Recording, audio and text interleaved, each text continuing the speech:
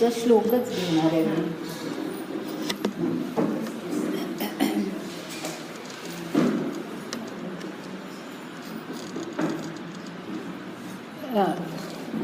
गेल्या वेळेला आपण शेवटी ज्या भागाकडे आलो तो असा होता की ह्या अर्जुनाला श्रीकृष्णाने सांगितलेलं आहे आता की तुला जे वाटतंय की तू यांना मारतोस वगैरे असं काही नाही आहे, किंवा तू मारणार आहेस अशी जी तुझी कल्पना आहे तसं नाही आहे. या सगळ्यांचं आयुष्य संपलेलंच आहे.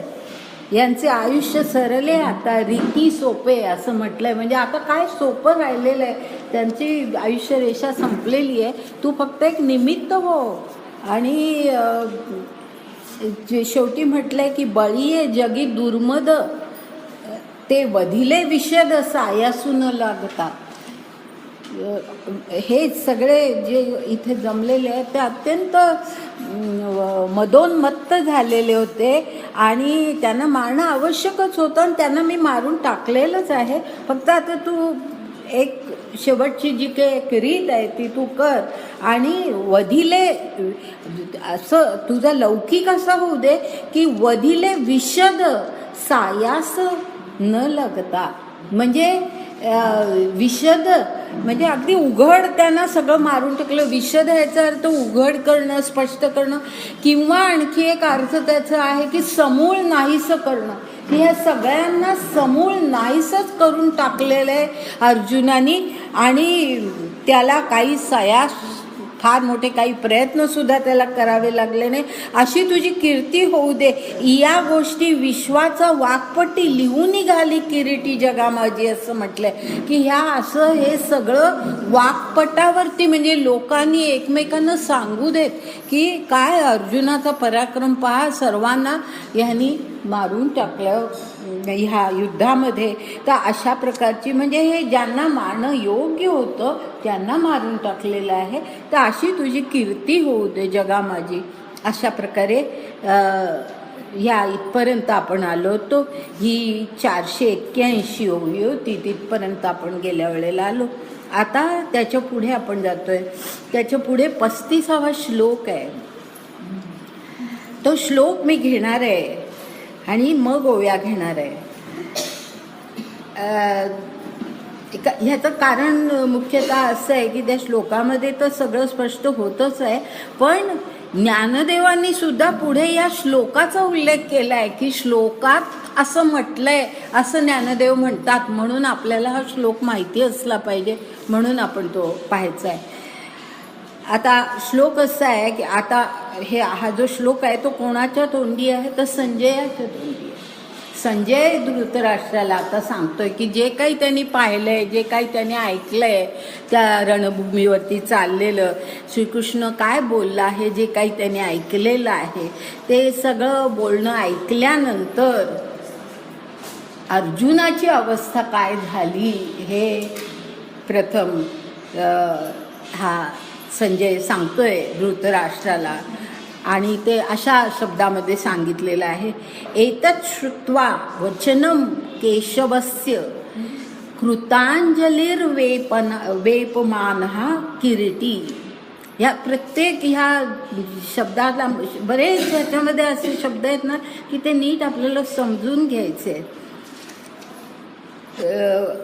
पुढे नमस्कृत्वा भूय एवाह कृष्णम सगददम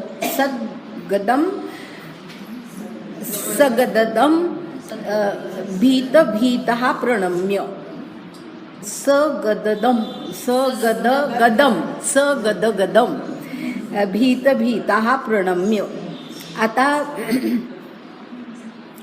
हे सगळे ह्याच्यामध्ये असं श्रीकृष्ण आपला संजय असं म्हणतोय धृतराष्ट्राला की श्रीकृष्ण एतत् श्रुत्वा म्हणजे एतत् श्रुत्वा वचनम केशवस्य म्हणजे हे श्रीकृष्णाचं बोलणं ऐकल्यानंतर अर्जुनाची काय स्थिती झाली तर त्यांनी त्याच्यामध्ये पहा कृतांजली हा एक शब्द आहे वेपमान हा एक शब्द आहे आणि किरीटी हा एक शब्द आहे पहिल्या त्या ओळीमध्ये.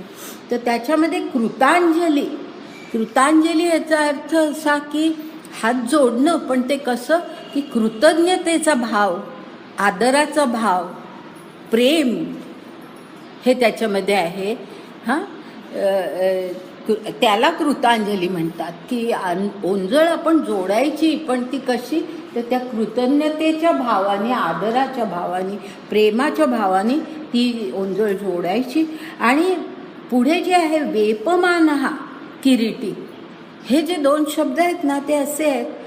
हा वेपमान याचा अर्थ थरथर कापणं, म्हणजे हा कसा आहे, अर्जुनाचं वर्णन आहे ते की अर्जुनाने कृतांजली वाहिली, पण ती कशी तर तो थरथर कापत असलेला असा अर्जुन, थरथर कापत असलेला असा अर्जुन, असा तो उल्लेख आहे.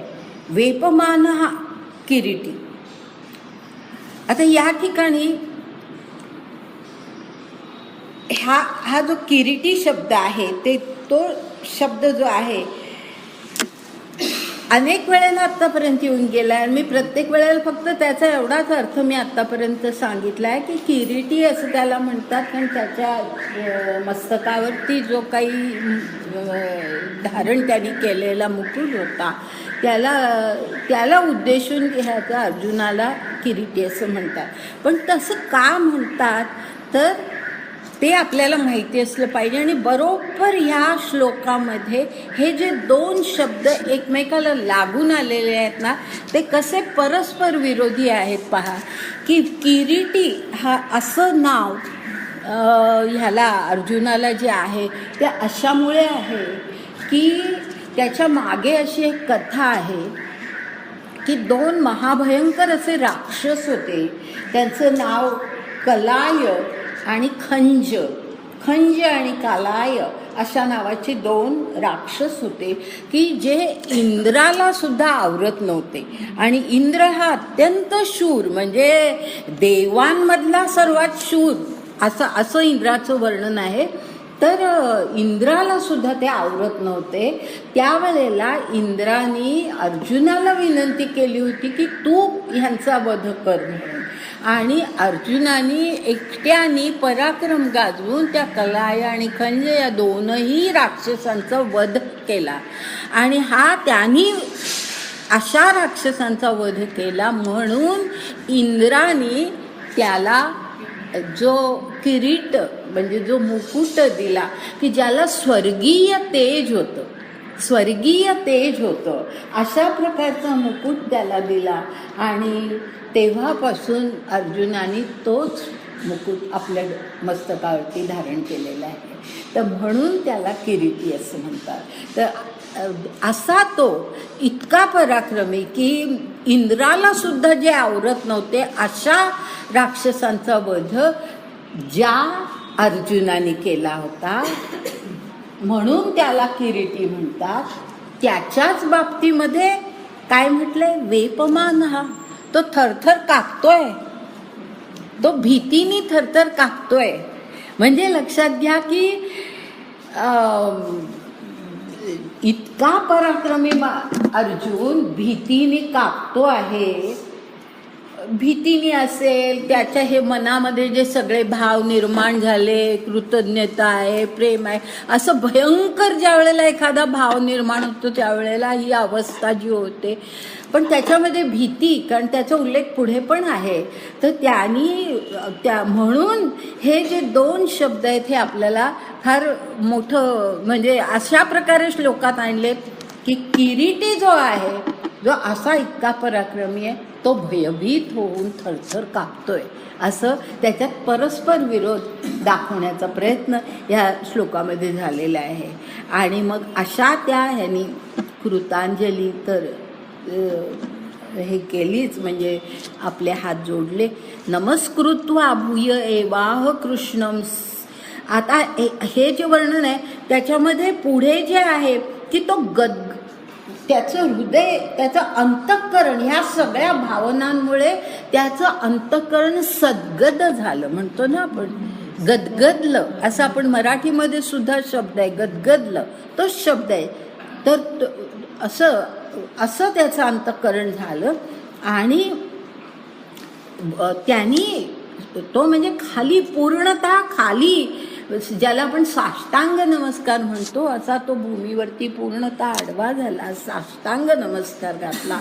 आणि पुन्हा असं म्हटलंय, भीत भीत हा प्रणम्य, पुन्हा उल्लेख केलेला आहे. आणि म्हणून मी सांगते की त्याच्यामध्ये भीती हा भाव आहेच, नुसता आदर नाही आहे, नुसतं प्रेम नाही, त्याच्यामध्ये भीती हा भाव आहे. आणि म्हणून असं म्हटलंय, भीत भीत हा प्रणम्य, म्हणजे भयानी पण त्याचं अंतःकरण व्यापलेलं आहे. आणि असा तो भयभीत झालेला अर्जुन, त्यांनी त्याला श्रीकृष्णाला, भगवंताला प्रणाम केला, वंदन केलं, असं ह्या श्लोकामध्ये म्हटलेलं आहे. आता हे ज्ञानदेवानी त्यांच्या ओव्यांमध्ये कसं घातलेलं आहे बघा, की ऐसी आघवीची हे कथा, तया अपूर्ण मनोरथा, संजयो सांगे कुरुनाथा, ज्ञानदेवो म्हणे. इथे सुरुवात केली आहे की अशी ही जे समोर त्यांनी पाहिलंय संजयानी की काय काय झालं, हा काय बोलला, श्रीकृष्ण काय बोलला आणि अर्जुनाची काय अवस्था झाली, हे सगळं त्यांनी पाहिलेलं आहे. आणि आता ती कथा तो कोणाला सांगतोय, कुरुनाथाला, म्हणजे कौरवांचा जो कौरवाधिपती त्याला सांगतोय. पण त्या कौरवाधिपतीचं वर्णन काय केलंय, अपूर्ण मनोरथा असं वर्णन केलंय. म्हणजे तो शब्द त्याला जोडून घ्यायचा. आता ओव्यांमध्ये तो वेगळा ठिकाणी आलाय, थोडा अगदी सलग नाहीये, पण अपूर्ण मनोरथा हे ह्याचं कुरुनाथाचं वैशिष्ट्य आहे, त्याला लावलेलं विशेषण आहे की त्या मनोरथ सगळे त्याचे अपूर्ण झालेले आहेत, होत आहेत. तो भयभीतच आहे, त्याला माहिती आहे पुढे काय होणार आहे, म्हणून ते मनोरथ त्याचे अपूर्ण झालेले आहेत. कारण अजून खरं युद्ध झालेलं नाही, पण त्याला पूर्ण कल्पना आहे की काय होणार आहे, की श्रीकृष्ण हे जे काय सांगतोय त्याला की ह्यांना मी आधीच मारलेलं आहे, हे सगळं जे काही वर्णन आहे तर त्याच्यामध्ये अपूर्ण मनोरथ झालेले आहेत, असा तो कुरुनाथ आहे. आणि त्याला संजय सांगतोय हे ज्ञानदेव म्हणे. म्हणजे ज्ञानदेव आपल्याला त्या वेळच्या त्या श्रोत्यांना असं सांगतात. आता काय सांगितलं ह्यांनी, संजयानी काय सांगितलं धृतराष्ट्राला, तर अशा प्रकारे त्यांनी जे काही समोर पाहिलं ते अशा शब्दामध्ये सांगितलं की तैसे 85 ओवी पहा. तैसे गंभीरे महानादे, हे वाक्य विश्वकंदे बोलिले अगाधे अनंत रूपे. पुढचं हे त्याला जोडून घ्यायचंय, पण मी आधी आपण ह्या वाक्यात ह्या ओवीचा अर्थ बघूया की हा जो श्रीकृष्ण आहे त्याचं वर्णन काय केलंय ह्या ठिकाणी. विश्वकंद हे श्रीकृष्णाला म्हटलंय, भगवंताला म्हटलंय विश्वकंद. कंद याचा अर्थ मूळ बरोबर आहे ना, कंद मूळ म्हणतो आपण, तर ते मूळ आहे. तर सगळं विश्वाचं मूळ, सगळी विश्वाची निर्मिती असलेला असा तो परमेश्वर, असं श्रीकृष्णाचं वर्णन. म्हणजे त्याचं विशेषण आहे हे की विश्वकंदे बोलिले अगाधे अनंत रूपे. अगाध आहे, अनंत रूप आहे. हा जो आहे ईश्वर तो कसा आहे, कारण हे जे सगळं विश्वरूप पाहिलेलं आहे त्यामध्ये कळलेलंच आहे की तो किती अनंत रूप आहे, हे कळलेलं आहे. तर म्हणून त्या प्रकारची विशेषण आहे. हे वाक्य विश्वकंदे अगाधे अनंत रूपे गंभीरे महानादे बोलिले, असं घ्यायचं. गंभीरे महानादे बोलिले. थोडं इकडे तिकडे केलं ना की बरोबर अर्थ लागतो की त्यांनी गंभीर महानाद करून, अत्यंत गंभीर असा मोठा आवाजामध्ये हे असं वाक्य तो बोलला. ईश्वर म्हणजे हा श्रीकृष्ण भगवंत असं वाक्य बोलला.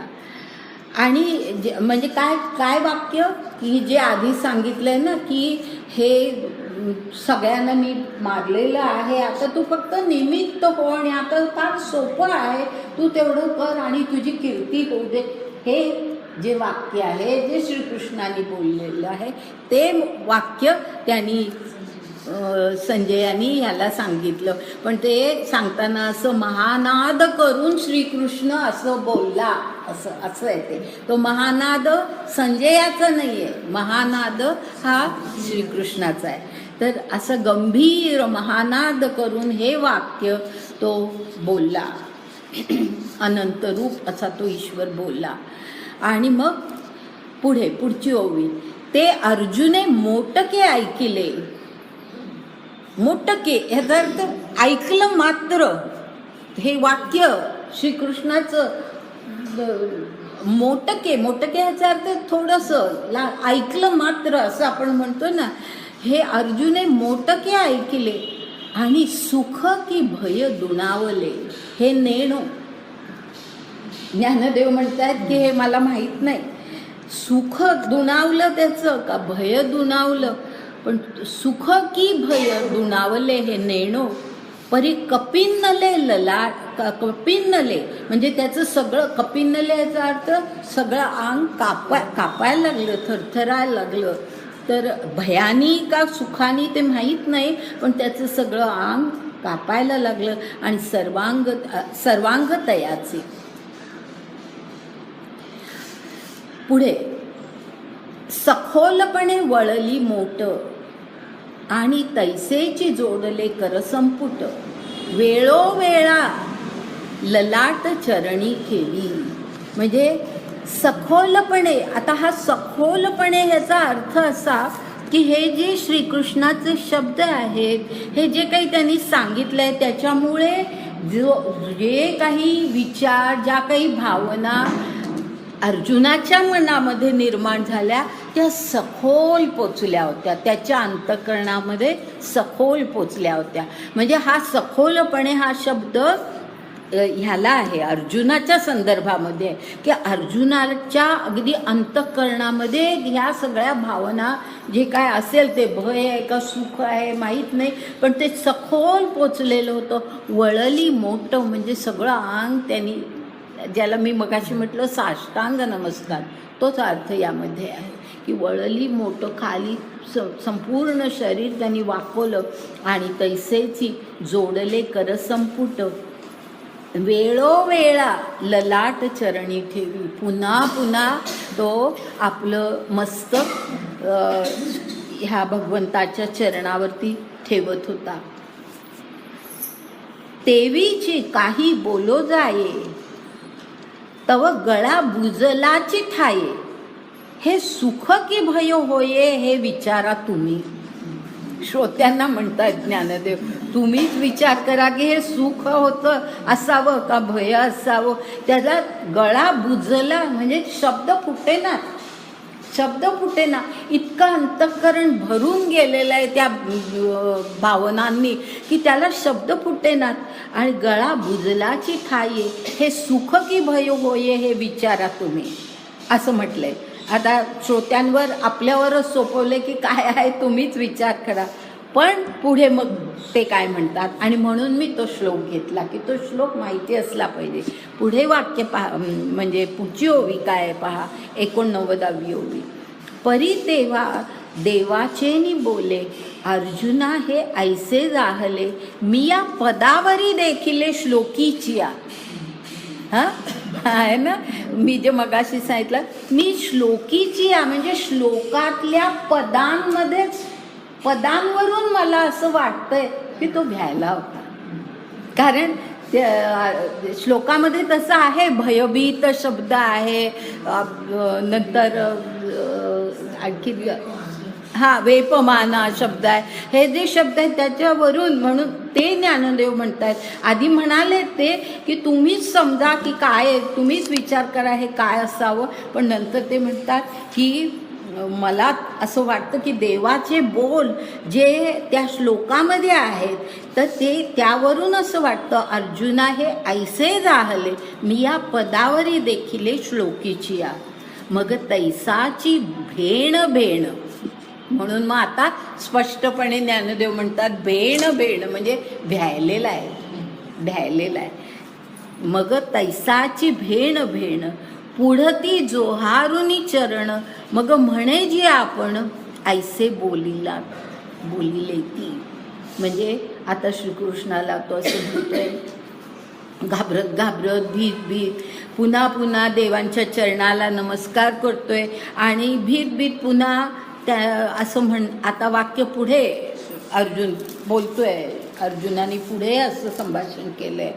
आता पुढच्या ह्याच्यामध्ये ते आहे.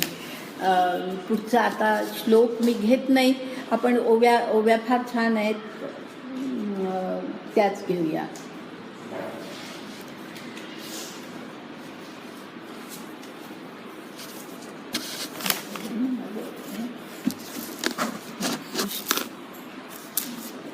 आता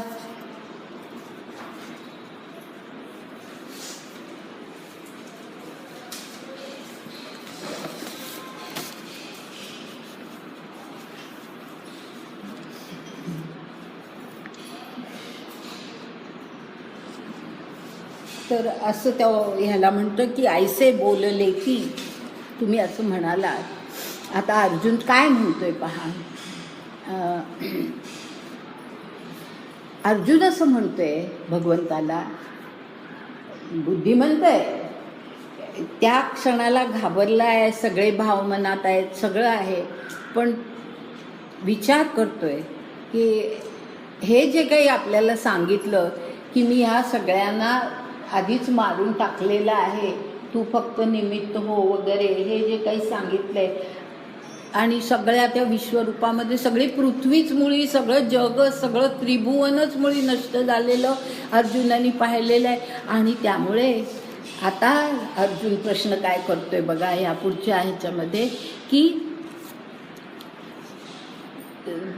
तुम्ही काय बोललात असं भगवंतांना म्हटलंय ना. अर्जुना असं म्हटलंय की अर्जुना ऐक, असं जे म्हणून तुम्ही जे मला की सांगितलं आधी ते काय असं होतं की तुम्ही म्हणालात मी काळू आणि ग्रासी जे तो माझा खेळू, हा बोलू कीर आढळू मानू आम्ही.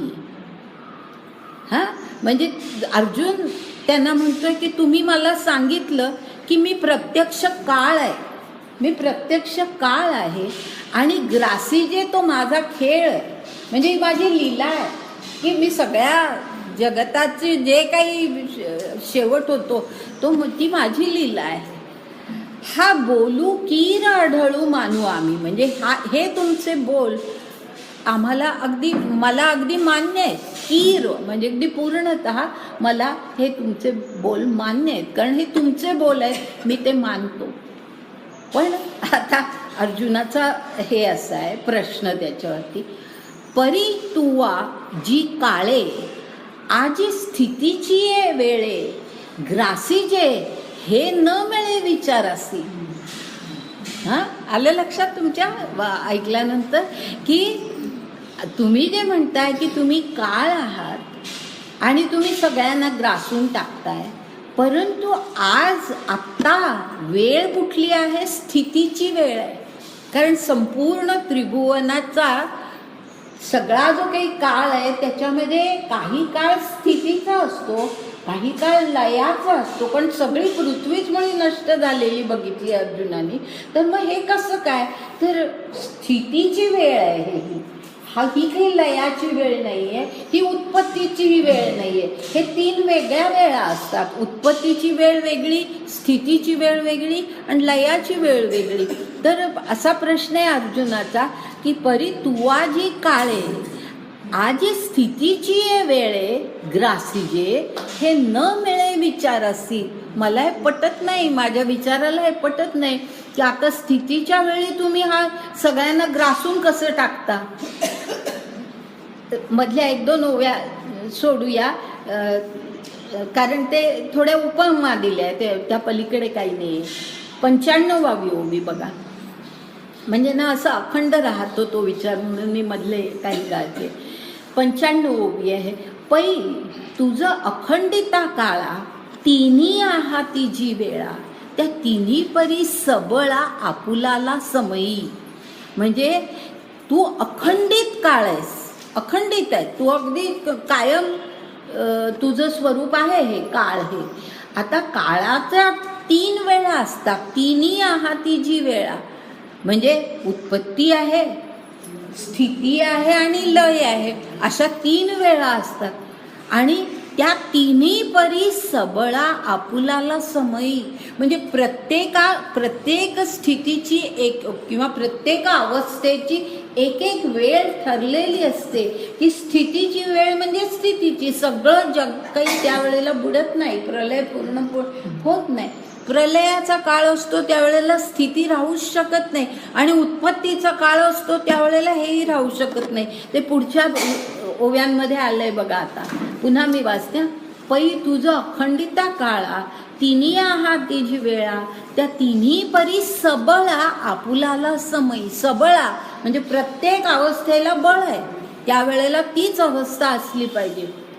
जे वेळी हो लागे उत्पत्ती ते वेळी स्थिती प्रलयो हारपती. आणि स्थिती काळी न मिरविती उत्पत्ती प्रलयो. सोपं आहे ना, लक्षात आलं ना सगळ्यांच्या, की हे प्रत्येक अवस्थेचा काळ आहे. तर हे ह्याच्या वेळेला स्थितीच्या वेळेला उत्पत्ती आणि प्रलय हे दोन्ही शक्य नाही. पाठी प्रलयाचे वेळे उत्पत्ती स्थिती मावळे हे कायसेनही न ढळे अनादी ऐसे. अनादी काळापासून हे असंच चालत आलेलं आहे.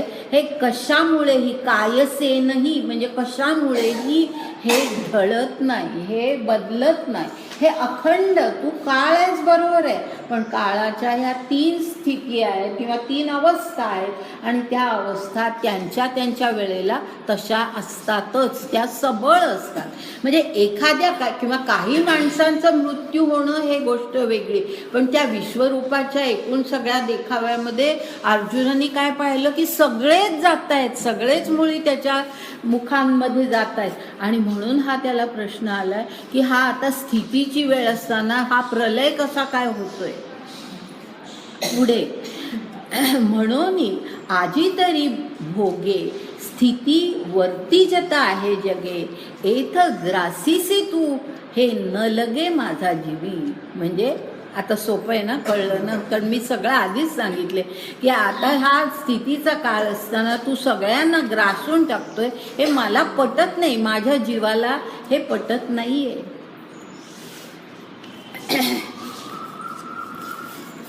तव संकेते देव बोले.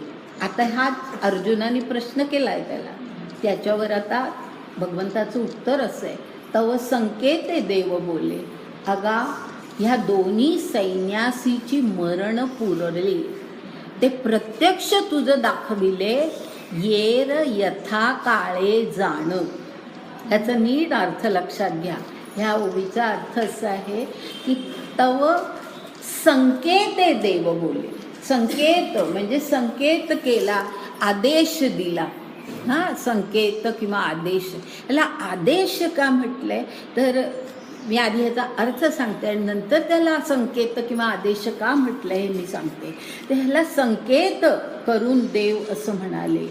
म्हणजे अर्जुनाला हा संकेत आहे की ते असं त्याला म्हणतायत, अगा ह्या दोन्ही सैन्यासीची मरण पुरले.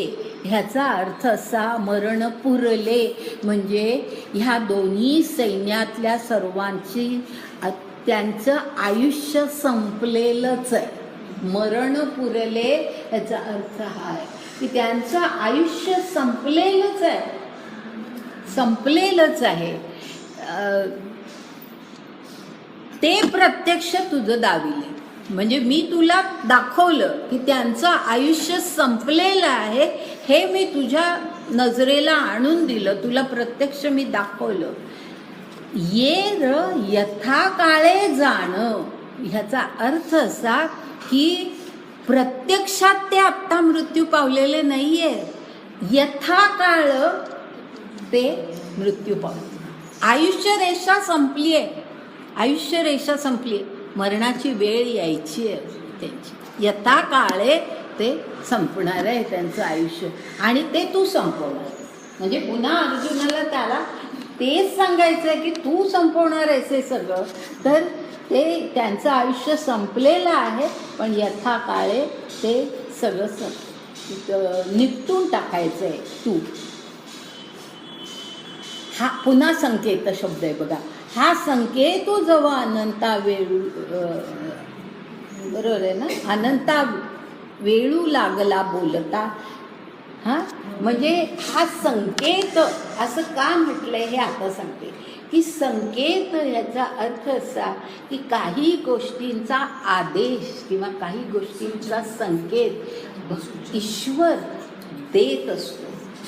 असे उच्च स्थानी पोचलेले जे आत्मे असतात, अशा आत्म्यांना त्या वेळेला काही संकेत ईश्वराकडून मिळत असतो की तू असं कर, तू तसं कर.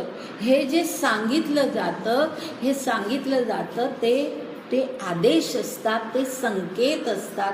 असं अनेकांच्या श्री अरविंदांच्या बाबतीमध्ये असं आहे की त्यांना असे आदेश मिळत गेले की आता तू हे कर, तू इथून तू चंद्रपूरला जा. चंद्रपूरला असताना त्यांना आदेश आला की तिथून तू पॉंडिचेरीला जा. पॉंडिचेरीला गेल्यानंतर त्यांचं पूर्ण सगळं आयुष्य कसं जायचं, हा सगळा संकेत त्यांना वेळोवेळी मिळत होता. तर असं हे अशा ह्या आत्म्यांना अशा प्रकारचे संकेत ईश्वराकडून मिळत असतात. म्हणून त्या अर्थाने हा शब्द संकेत हा शब्द वापरला आहे. आदेश आहे तो, संकेत आहे तो, ईश्वराकडून मिळालेला. की ह्यांचं आयुष्य संपलेलंच आहे, आयुष्याची दोरी तुटलेली आहे. आता फक्त यथाकाळ त्यांचा यायचा आहे. म्हणजे काळ आलाय पण वेळ आली नाही म्हणतो ना आपण, तशी ती वेळ यायची आहे आता आणि ती वेळ तू आणणार आहेस. तर हे तू लक्षात घे, यथाकाळी ते जाणार आहे. हा संकेत तू जेव्हा अनंता वेळू लागला बोलता, ज्या वेळी वेळू लागला बोलता, असं ह्याचा अर्थ असा की हा संकेत ज्या वेळी अनंत बोलू लागला असं. हां, वेळू लागला बोलत. आता त्या वेळूचा काहीतरी चुकीचा अर्थ घेऊ नका. ज्या वेळी असा त्याचा अर्थ, ज्या वेळी हा संकेत भगवंतानी अर्जुनाला दिला, तो बोलू लागला. तव म्हणजे तो वेळाचा का उल्लेख केला आहे ते पुढच्या ह्याच्यात लक्षात येईल की ज्या वेळी हा संकेत त्यांनी दिला, तव अर्जुने लोकू मागता देखिला यथास्थिती.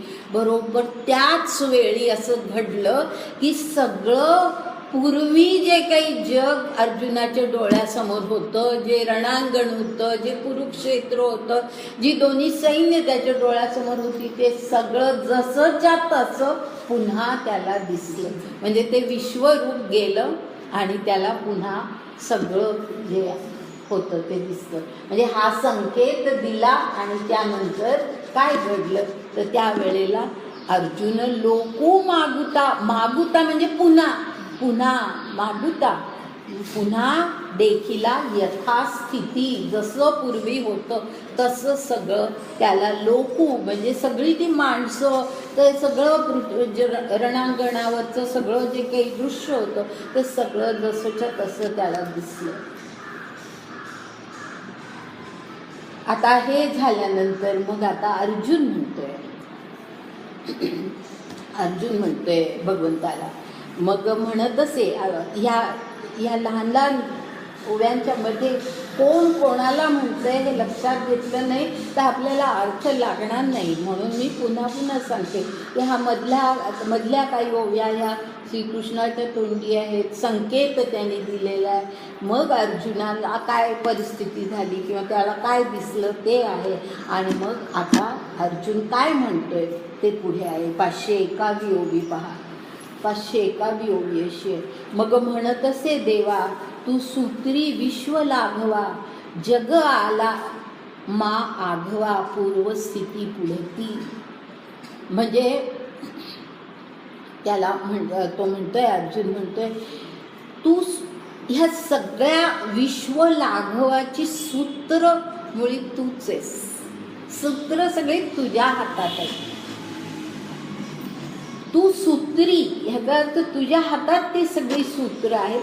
विश्व लाघव असा का शब्द वापरलेला आहे? तर लाघव हा शब्द आपण एरवी लाघवी किंवा म्हणजे प्रेमळ वगैरे अशा अर्थ देतो, पण ह्या ठिकाणी असा अर्थ अभिप्रेत आहे की विश्व लाघव म्हणजे एक सगळ्या हा जो काही खेळ जो आहे ना, हा म्हणजे आता कठपुतळीचं सूत्र आहेत की नाही, त्या सूत्री शब्द वापरलेला आहे. तो सुद्धा कसा असतो की कठपुतळीची सगळी सूत्र ज्याच्या हातात असतात त्याप्रमाणे ते घडतं.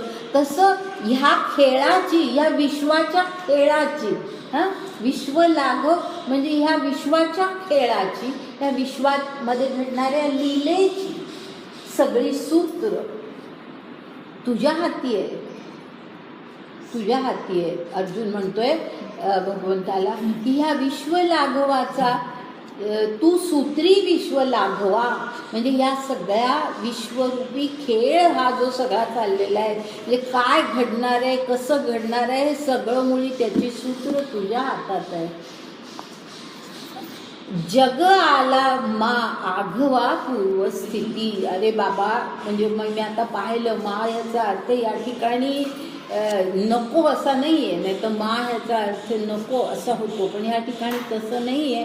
मा म्हणजे अरे बाबा असं आपण म्हणतो ना, त्या अर्थाने की अरे बाबा आता मला असं दिसतंय की सगळं लोकू म्हणजे सगळं जग, सगळं विश्व, हे सगळं रणांगणावरची परिस्थिती सगळी पुन्हा यथास्थितीला आली, पूर्वस्थितीला पुन्हा सगळं आलेलं आहे, हे आता मला दिसतं.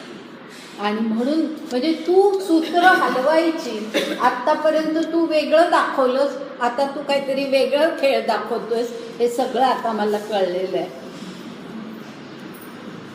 आता पुढे दुसरी ओवी आहे, ती गाळून आपण चौथ्या ओवीकडे, दुसरी तिसरी दोन गाळूया आणि चौथ्या ओवीकडे जाऊया.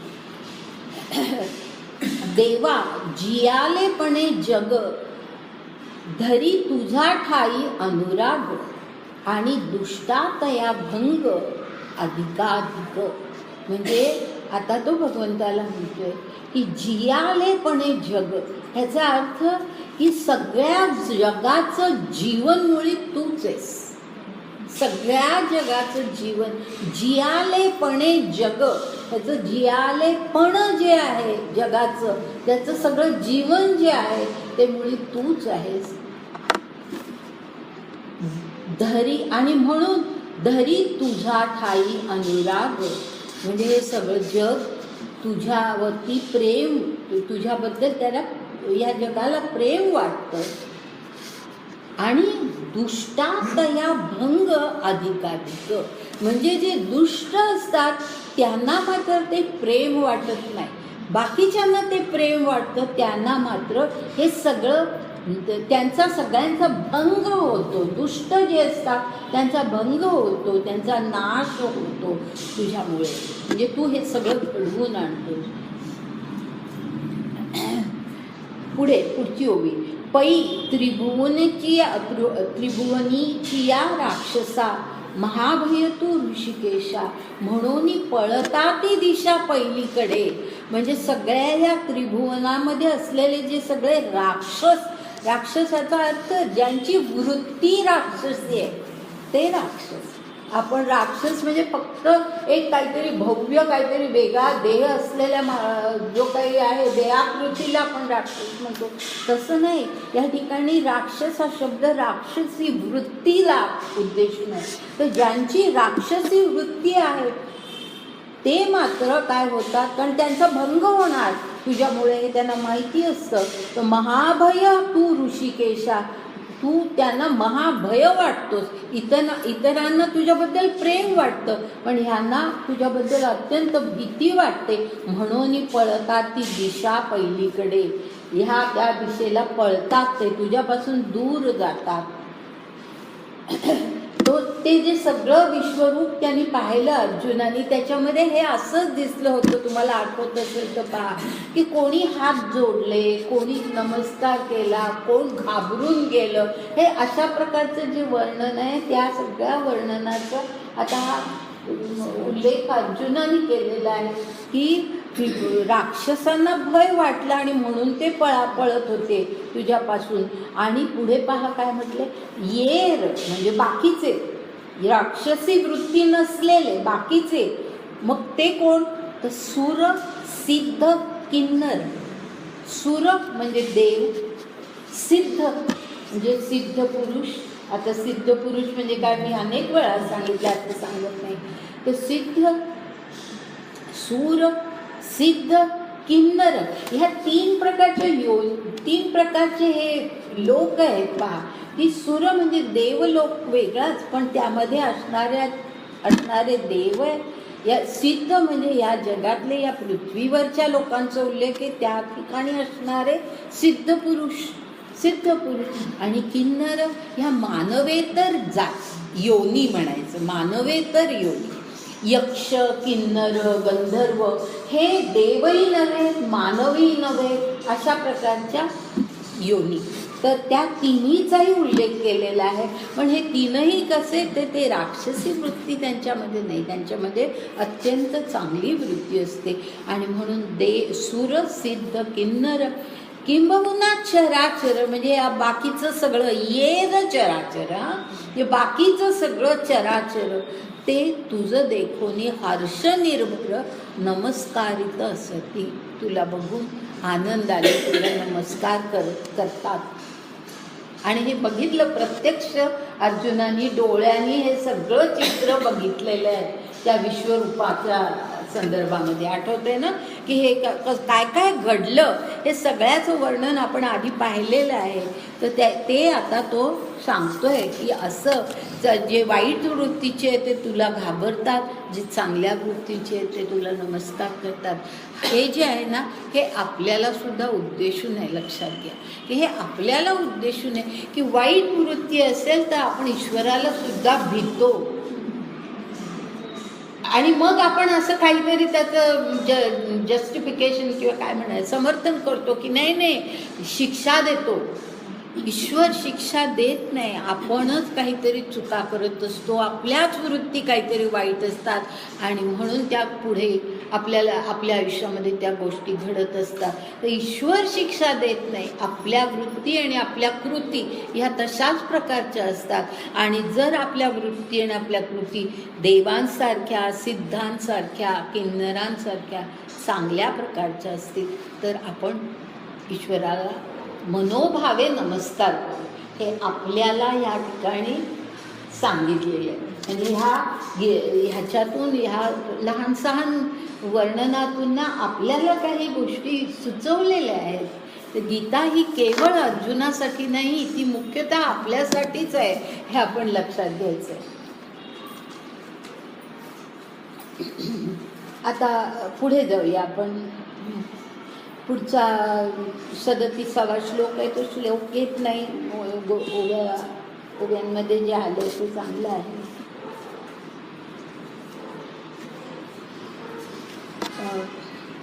एथगा कवणा कारण राक्षस हे नारायणा. हे एथगा कवणा कारणा राक्षस हे नारायणा न लगतीची चरणा पळते झाले.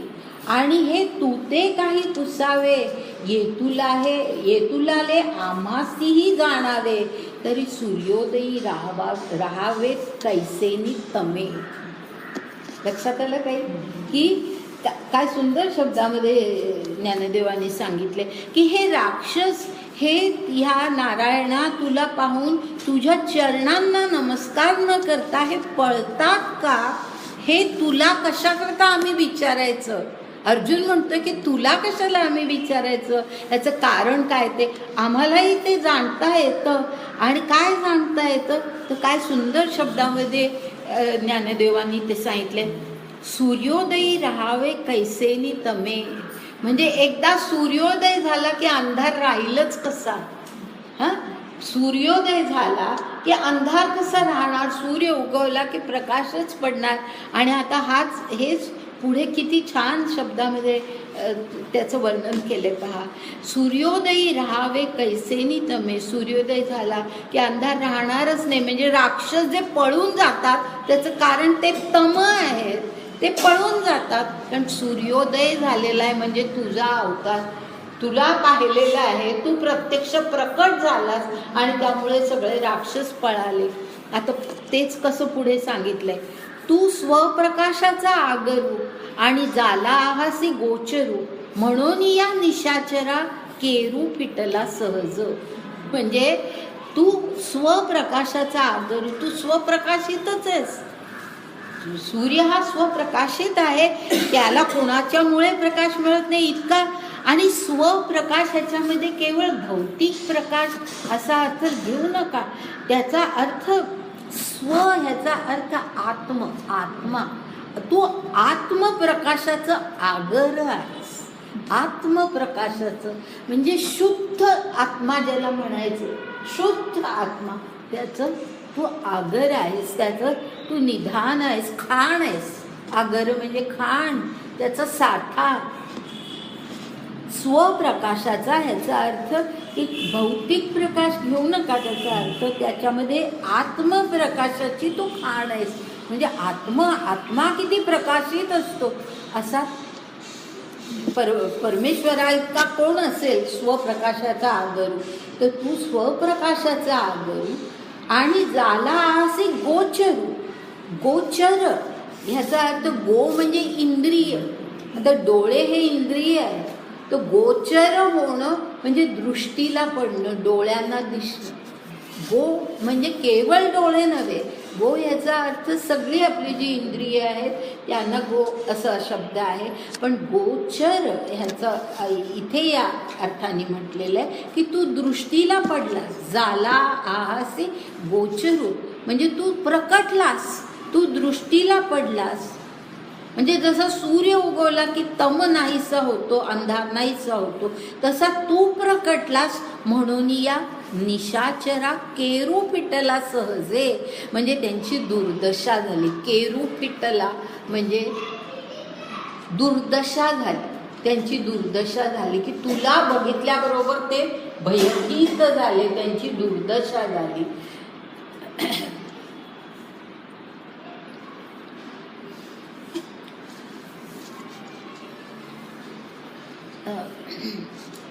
हे येतुले दिवस आम्हा काही नेणिवेची श्रीरामा, आता देखतसो महिमा गंभीर तुझा. म्हणजे या ठिकाणी श्रीरामा म्हटलंय पहा. आहे कोण तो? श्रीकृष्ण आहे. त्याला श्रीरामा फार सुंदर ज्ञानदेवाने इतक्या चांगल्या अर्थाने तो शब्द वापरला की राम काय किंवा कृष्ण काय ही शेवटी ईश्वराची रूप आहेत ना, अवतार आहेत. दोन्ही अवतार त्या परमेश्वराचे आहेत. तर तो राम म्हणजे त्या नावाला किंवा त्या विशिष्ट अवताराला महत्त्व नाही, दोन्हीचं सामर्थ्य तेच आहे.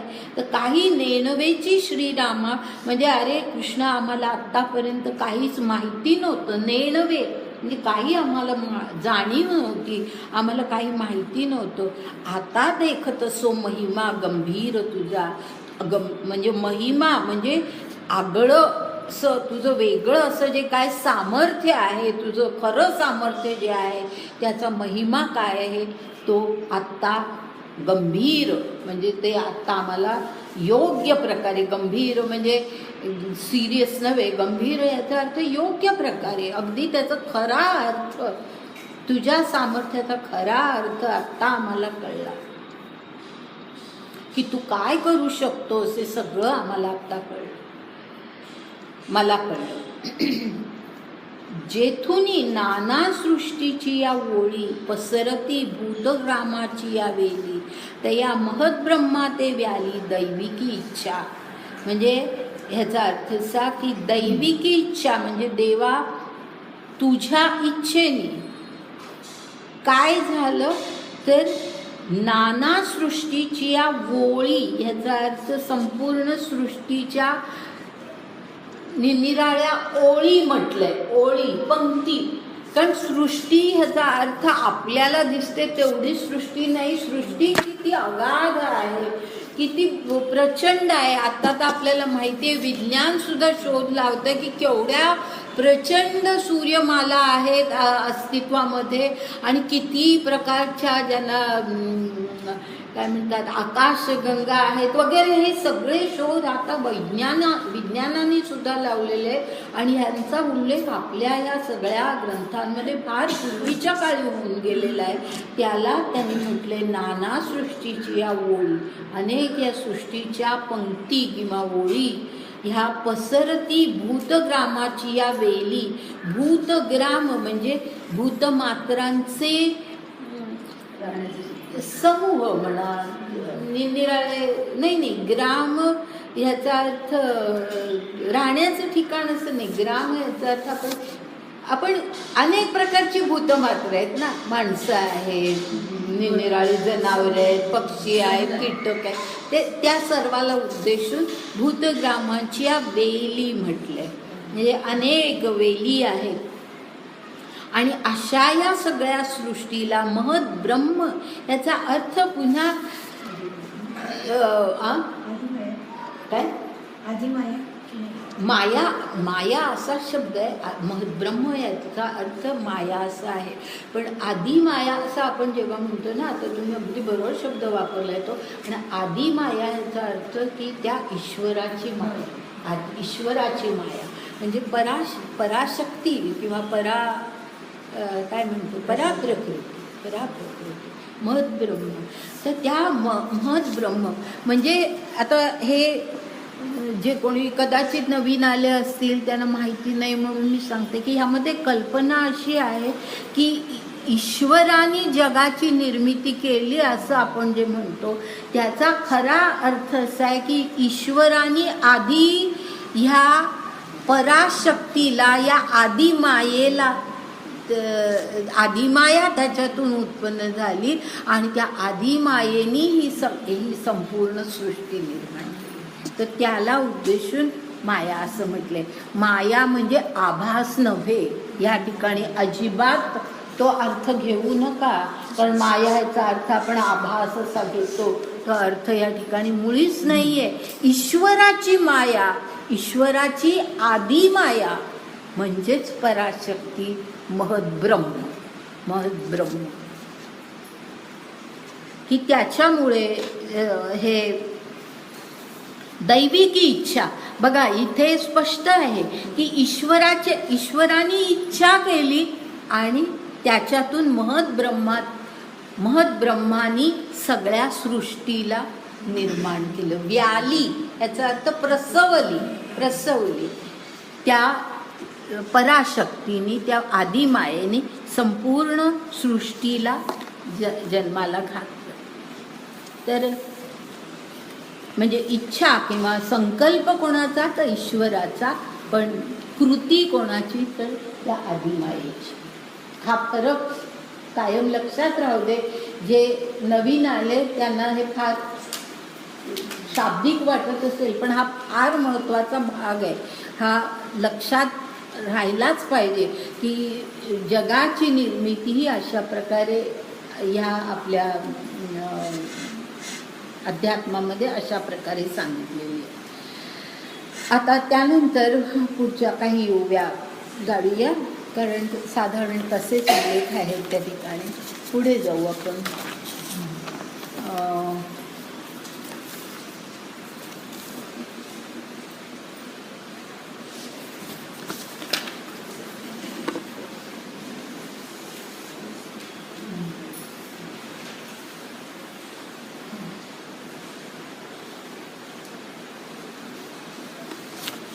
त्याच्या पुढे पहा 13वी जी ओवी आहे ना, 13वी किती 513वी ना, 513वी ती ओवी मात्र घ्यायची आहे आपण आणि ती ओवी नीट समजावून घ्या. त्या ठिकाणी एक माझ्या कल्पनेप्रमाणे माझ्या तरी ह्याच्यामध्ये प्रिंटिंग मिस्टेक आहे ती, असं मला वाटतंय. तुमच्या ह्याच्यात तुमच्या पुस्तकात शब्द कसा आहे तो बघा.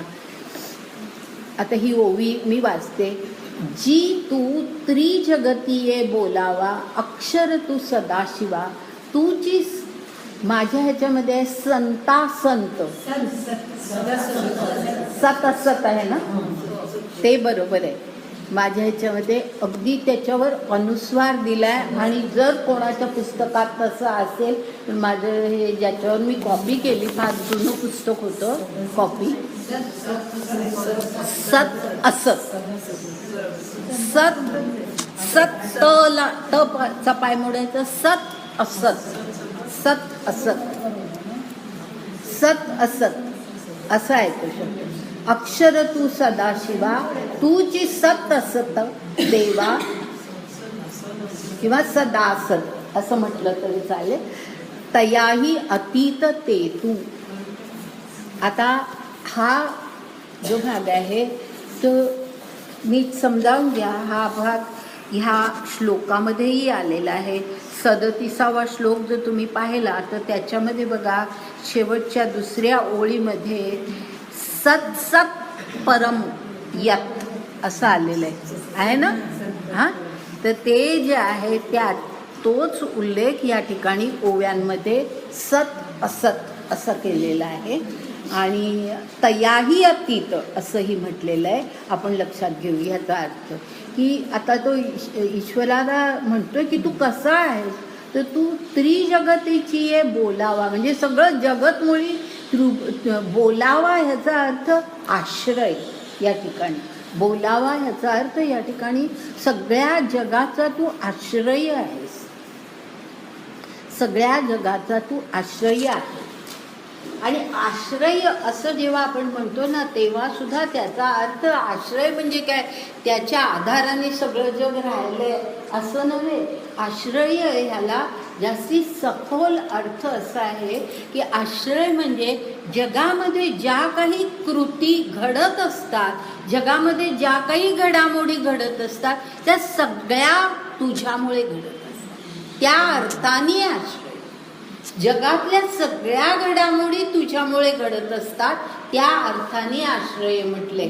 आश्रय याचा अर्थ की म्हणजे अर्थात आश्रय ह्याचा दुसरा अर्थ असा होतो की तू त्याला स्थितीच्या काळापर्यंत टिकवतोस, लयही तूच करतो, या अर्थाने आश्रय.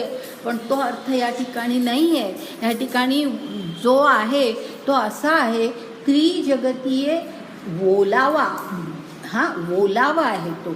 आणि बोलावा ह्याचा अर्थ म्हणजे जसं तिथे ब नाहीये, माझ्या ह्याच्यात ब पडले, व आहे ना, तर बोलावा असा शब्द आहे. बोलावा हा शब्द सुद्धा त्याच अर्थाने आहे. आश्रय कसा की ज्या वेळेला कुठल्याही आपण एखादं बी मातीमध्ये घालतो, त्याला ओलावा दिल्याशिवाय ते बी रुजत नाही, त्याला अंकुर फुटत नाही. म्हणजे त्या सगळ्या विश्वाचा अंकुर फुटायला जो ओलावा लागतो तो तूच आहेस असा अर्थ आहे. अंकुर फुटायला असा अर्थ आहे. आणि त्याच्यामध्ये पुन्हा सगळ्या जगामध्ये घडणाऱ्या घडामोडी सुद्धा तुझ्याचमुळे घडतात, त्याही अर्थाने तू बोलावा आहेस. म्हणजे सगळं जग तुझ्या आश्रयाने आहे असा. तो बोलावा ह्याचा अर्थ शाब्दिक अर्थ घेतला तर आश्रय असा म्हणता येईल. पण का त्याला आश्रय म्हटलंय ते आपल्याला समजलं पाहिजे. हां, सगळं जीवनमुळी सगळ्या जगाचं तुझ्यामुळे आहे. अक्षर तू सदाशिवा, तू अक्षर आहेस.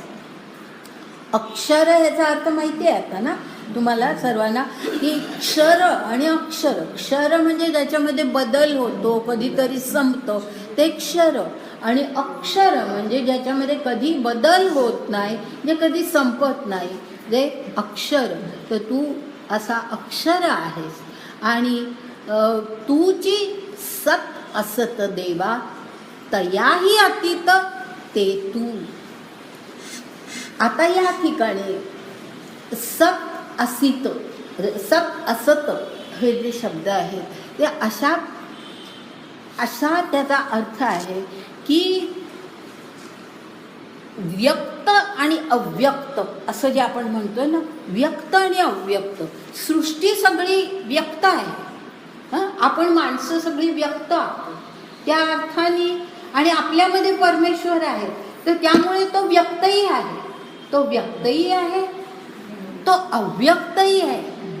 तो अव्यक्त आहे, आपल्याला कुठे दिसतोय, आपल्याला काही प्रत्यक्ष देहाकृतीमध्ये कुठे ईश्वर दिसत नाही, त्या अर्थाने तो अव्यक्त आहे.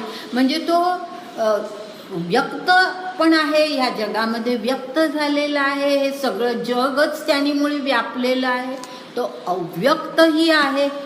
म्हणजे तो सत कशाला म्हटलंय की सत ह्याचा अर्थ एक्झिस्टन्स ज्याला म्हणतो ना, सच्चित आनंद हा शब्द माहिती आहे आपल्याला, सच्चिदानंद. हा, त्याच्यातला जो सत आहे त्या सतचा अर्थ अस्तित्व, अस्तित्व व्यक्त असलेलं, एक्झिस्टिंग, एक्झिस्टन्स ज्याचं आहे ते सत, ते सत. तर तेच म्हणजे तसाही तू आहेस, तू अस्तित्वातही आहेस, तू व्यक्तही आहेस, तू अव्यक्तही रूपामध्ये आहेस, तू आम्हाला काही दिसतही नाही. आणि तयाही अतीत, ते तू म्हणजे त्याच्याही पलीकडे कदाचित काही शक्ती असेल, आम्हाला तर काहीच दिसत नाही, तेही तूच आहेस. म्हणजे जे काही सगळं आहे या जगातलं आणि या जगा पाठीमागचं किंवा जगाला ज्याचा आश्रय आहे असं जे सगळं आहे ते तूच आहे. आणि त्या अर्थाने तो सत असत तयाही अतीत असे 3 शब्द वापरले. तू सतही आहेस म्हणजे तू अस्तित्वात आहेस, तू अस्तित्वात नाही पण आहेस म्हणजे अव्यक्त पण आहेस, आणि त्याच्या पलीकडची ही काही शक्ती आहे ती पण तूच आहे. आणि ते त्या श्लोकामध्ये आलेलं आहे. त्वम अक्षरम सत सत तत्परम यत, म्हणजे सत असत परम असे 3 शब्द आहेत त्याच्यात. हा, सत असत परम असे शब्द आहेत त्याच्यात. 37वा श्लोक आहे ना, तर पहा, त्वम अक्षरम नंतर जो शब्द आहे त्याच्यामध्ये सत असत आणि परम, परम म्हणजे पलीकडचं. तर म्हणून ज्याला ज्ञानदेवांनी अतीत म्हटलंय, तर तू सत आहेस, तू असत आहेस आणि तू त्याच्या पलीकडचाही आहेस, तू अतीतही आहेस. आता पुढचा जो आहे तो श्लोक न घेता ओव्या बघूया. प्रकृती पुरुषांचा आदी, जी महातत्वा तुची अवधी स्वये तू अनादी पुरातनी. म्हणजे त्याचं वर्णन करतोय आता सगळं, की तू प्रकृती आणि पुरुष ह्या दोन्हीचाही आदी आहे. तर प्रकृती आणि पुरुष हे शब्द आपल्याला गेले आहेत, आता काही मी ते समजावून सांगत नाही. पुरुष हा शब्द ह्याला ईश्वराला उद्देशून, जे ईश्वर तत्व आहे त्याला उद्देशून आहे. आणि प्रकृती हा शब्द ज्याला नेचर म्हणतो, म्हणजे आपले पराप्रकृती अपराप्रकृती हे सगळं आपण पाहिलेलं आहे. आता ज्यांना कोणाला हे समजत नसेल त्यांनी मला वेगळं विचारा, मी त्यांना सांगेन, सगळ्या वर्गाचा वेळ घालवत नाही. प्रकृती पुरुषाचा आधी म्हणजे हे सगळं जन्माला येण्याच्याही आधी तू आहेस, जी महत्त्वा तुची अवधी. आता पुरुष ह्याचा अर्थ भगवंत किंवा ईश्वर असं मी म्हटलं, त्या ईश्वर जो आहे त्या ईश्वराच्याही आधी असं म्हटलेलं आहे. म्हणजे ते एक निर्गुण असं जे ब्रह्मतत्व आहे. पुरुष असं ज्या वेळेला आपण म्हणतो त्यावेळेला बऱ्याच वेळेला ते आपण व्यक्त स्वरूपामध्ये त्याचा उल्लेख असतो, पण पुरुष म्हणजे कोणीतरी एक व्यक्ती अशा प्रकारे तो उल्लेख असतो. आणि त्याच्याही मागचं, त्याच्याही पाठीमागे जे तत्व आहे ते ब्रह्मतत्व, ब्रह्मतत्व. तर त्या अर्थाने ते म्हटलंय प्रकृती पुरुषांचा आधी, जी महत्त्वा तुची अवधी. महत्त्व ह्याचा अर्थ सगळं, ही जी सृष्टी आहे, महत्त्व म्हणजे पंचमहाभूत आणि एकूण सगळं हे जग, ह्या सगळं, ही जी सगळी सृष्टी आहे त्यांचा तू अवधी म्हणजे त्यांचा तू शेवटही तूच आहेस, त्यांचा आधीही तूच आहेस, त्यांचा शेवटही तूच आहेस. हां, आधी पहिल्यांदा उल्लेख केला आहे आधीचा, नंतर अवधी म्हटलंय, ह्याचा अर्थ शेवट, त्यांचं शेवटही तू आहेस. स्वये तू अनादी, तू तर अनादी आहेस, म्हणजे तुला तुझी आधी आम्हाला माहीतच नाही की तू फार अनादी काळापासून अस्तित्वामध्ये आहे. आणि म्हणून म्हटले पुरातनू, फार पूर्वीपासून, कधीपासून आहेस कोणालाच माहीत नाही, पुरातन काळापासून तू अस्तित्वामध्ये आहे. सकळ विश्व जीवन जीवासी तूची निधान, भूत भविष्याचे ज्ञान तुझाची हाती. आता सोपा अर्थ आहे ना, सगळं विश्वजीवन जे आहे ते तूच आहेस, जीवासी तूची निधान. हा निधान शब्द जो आहे त्याचा पुन्हा अर्थ आश्रय असा. निधान म्हणजे साठा, साठा. पण या ठिकाणी आश्रय असा शब्द आपण घ्यायचा, अर्थ त्याचा घ्यायचा. कारण का सांगते, कारण सांगते. निधान याचा अर्थ साठा. कशाचे, खजिनालाही निधान म्हणतात, कशाचे एकदम साठा केलेला असतो त्यालाही निधान म्हणतात. आता थोडं अशा अर्थी लक्षात घ्या की निधान जे असतं म्हणजे खूप संपत्तीचा साठा. असं उदाहरणार्थ आपण घेऊ की एक संपत्तीचा साठा जर असेल तर आपण उद्योग करू शकतो. म्हणजे त्याच्या मागे काहीतरी एक साठा आवश्यक असतो. खजिना, हो, पण खजिना म्हणजे तरी काय? खजिना हा नुसता एक शब्दार्थ झाला. खजिना नव्हे, त्याच्या मागे जे काही भांडवल लागतं, उद्योगाला भांडवल लागतं, ते भांडवल जे असतं ते भांडवल हे त्या उद्योगाचा आश्रय असतो. बरोबर आहे ना? भांडवल हे उद्योगाचा आश्रय असतो. त्या अर्थाने या ठिकाणी निधान शब्द वापरलेला आहे की तू सर्वाचं निधान आहेस. जीवासी तूची निधान म्हणजे सगळ्या जीवांना तू आश्रय आहेस. म्हणजे जसं भांडवल एखाद्या उद्योगाचं किंवा आपल्याला सुद्धा घरात पैसा असलाच पाहिजे तर आपण अनेक गोष्टी करू शकतो. म्हणजे ते तशा त्या अर्थानेच हा आश्रय शब्द घ्यायचा की तो पैसा हा शेवटी आपल्याला आश्रय आहे. तसं हा ईश्वर हा सगळ्या जीवांना आश्रयदाता आहे. आश्रय म्हणजे अशा अर्थाने, हा, जसं भांडवल उद्योगाचा आश्रय, पैसा आपल्या जीवनाला आश्रय, त्याचप्रमाणे हा ईश्वर हा सगळ्या जीवांचं आश्रयस्थान आहे. भूत भविष्याचे ज्ञान तुझाची हाती. म्हणजे काय घडणार आहे, काय पुढे मागे घडलेलं आहे, हे सगळं ज्ञान तुलाच आहे. मधली एक ओवी गाळून पुढे चला, 17वी ओवी घेऊया. म्हणून जी परम तू ते म्हणजे महाधाम, कल्पांती महद ब्रह्म तुझा अंकी रिगे. म्हणजे म्हणून तुला काय म्हटलं जातं तर परम म्हटलं जातं, सर्वात श्रेष्ठ असं म्हटलं जातं. तू ते म्हणजे महाधाम, सर्वात मोठं धाम म्हणजे निवासस्थान. महाधाम म्हणजे सर्वांत निवासस्थान. आणि का निवासस्थान तर कल्पांती महद्ब्रह्म तुझा अंकी रिगे. ज्या वेळेला कल्पांत होणार आहे त्यावेळेला हे सगळी सृष्टी जी आहे ही सृष्टी मुळी तुझ्यामध्ये शिरणार आहे. तुझ्या अंकी म्हणजे तुझ्यामध्ये ती येणार आहे, तुझ्यामध्ये ती लय पावणार आहे. किंबहुना देवे विश्व विस्तारिले आहे आघवे अनंत रूपा, वानावे कवणे तुते. आता हा जो हे जे सगळं आपण वाचलं ना त्याच्यामध्ये किंबहुना देवे नंतर एक कॉमा करा. म्हणजे तुम्ही कसं वाचायचं ते सांगते, म्हणजे अगदी स्पष्ट अर्थ आहे. किंबहुना देवे तिथे एक स्वल्प विराम, विश्व विस्तारिले आघवे अनंत रूपा. अनंत रूपानंतर एक कॉमा द्या. अनंत वानावे कवणे तुते. हां असं. आता पहा, किंबहुना देवे म्हणजे किंबहुना त्याचा अर्थ आणखी काय सांगू मी, आणखी काय बोलू तुझ्याबद्दल. किंबहुना आणखी काय देवा, मी तुझ्याबद्दल आणखी काय म्हणू. विश्व विस्तारिले आहे आघवे अनंत रूपा. म्हणजे तुझ्या सगळ्या अनंत रूपानी, तू तर अनंत रूपच आहेस. या विश्वामध्ये जे काही सगळी भूतमात्र आहे ती तुझी रूप आहेत, म्हणजे तू अनंत रूप आहेस. तर अशा ह्या अनंत रूपा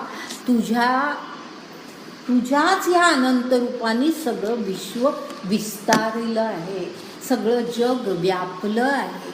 म्हणजे सगळ्या जगामधली, मग ते माणसं असो, प्राणी असो, झाडं असो, जे काही आहे ते सगळी तुझी रूपं आहेत. म्हणून त्याला अनंत रूप म्हटलंय. नुसतं अनंता म्हटलं तर ज्याला अंत नाही असं होतं, पण अनंत रूपा म्हटलं आहे म्हणजे तू अनेक रूप तुझे, अनेक रूप, अनंत रूप आहे तुझी. अशा तू जो आहेस अनंत रूपा, हे सगळं विश्व तू भरून टाकलेलं आहेस. असं म्हणून नंतर मग अर्जुन म्हणतो, वानावे कवणे तुते. वानावे म्हणजे तुझं वर्णन काय करू आता मी आणखी. म्हणून किंबहुना आधी म्हटलेलंच आहे, तर तुझं आणखी वर्णन कसं करू, काय करू आणखी वर्णन. सगळं विश्वमुळी अनंत रूपांनी तुझ्या व्यापलेलं आहे. आता पुढे जाऊया. पुढे आता अर्जुनाची ही सगळी म्हणजे अर्जुनाला जे काही आता या भगवंताबद्दल जी काही एक अत्यंत प्रेम, अत्यंत आदर, अत्यंत जे काही मनापासूनची एक श्रद्धा त्याची वाढत चाललेली आहे, ती सगळी आता ह्या पुढच्या सगळ्या भागामध्ये वेगवेगळ्या प्रकारे आपल्याला कशी दिसते बघा. आता ओव्यात बघूया आपण. ओव्या, आणि जिथे जरूर आहे तिथे मी श्लोकांमधला भाग सांगेन जर जरूर असेल तर. 19व्या ओवी, 519 ओवी. जी काय एक तू नवसी, तू कवणे ठाई गा नससी, हे असो जैसा आसी तैसिया नमो. म्हणजे तू म्हणतो की अर्जुन म्हणतोय, जी काय एक तू अरे तू काय नाही आहेस असं मी म्हणू, तू सगळंच आहेस. तुला काय, तू नाहीस असं मी कशाबद्दल मी म्हणू की हे रूप तुझं नाही असं मी म्हणूच शकत नाही. जी काय एक तू नवसी, काय नाही आहेस तू, असं नाहीच आहे काही की जे तू नाहीस. तू कवणे ठाई गा नससी, तू कुठे नाहीस असं नाही, जगामध्ये सर्वत्र तूच आहे. कवणे ठाई गा नससी, हे असो म्हणजे आता असं म्हणून हे असो. आता मला काय म्हणायचंय, जैसा आहासी तैसिया नमो. जसा आहेस ना तू तशा तुला माझा नमस्कार आहे. आता पुढे वर्णन करायला लागलाय पुन्हा. आणि तो कसं म्हणजे आधी म्हटलंय की तू सगळंच रूप तुझीच आहेत असं म्हणून आता काही रूपांचं वर्णन केलंय त्यांनी.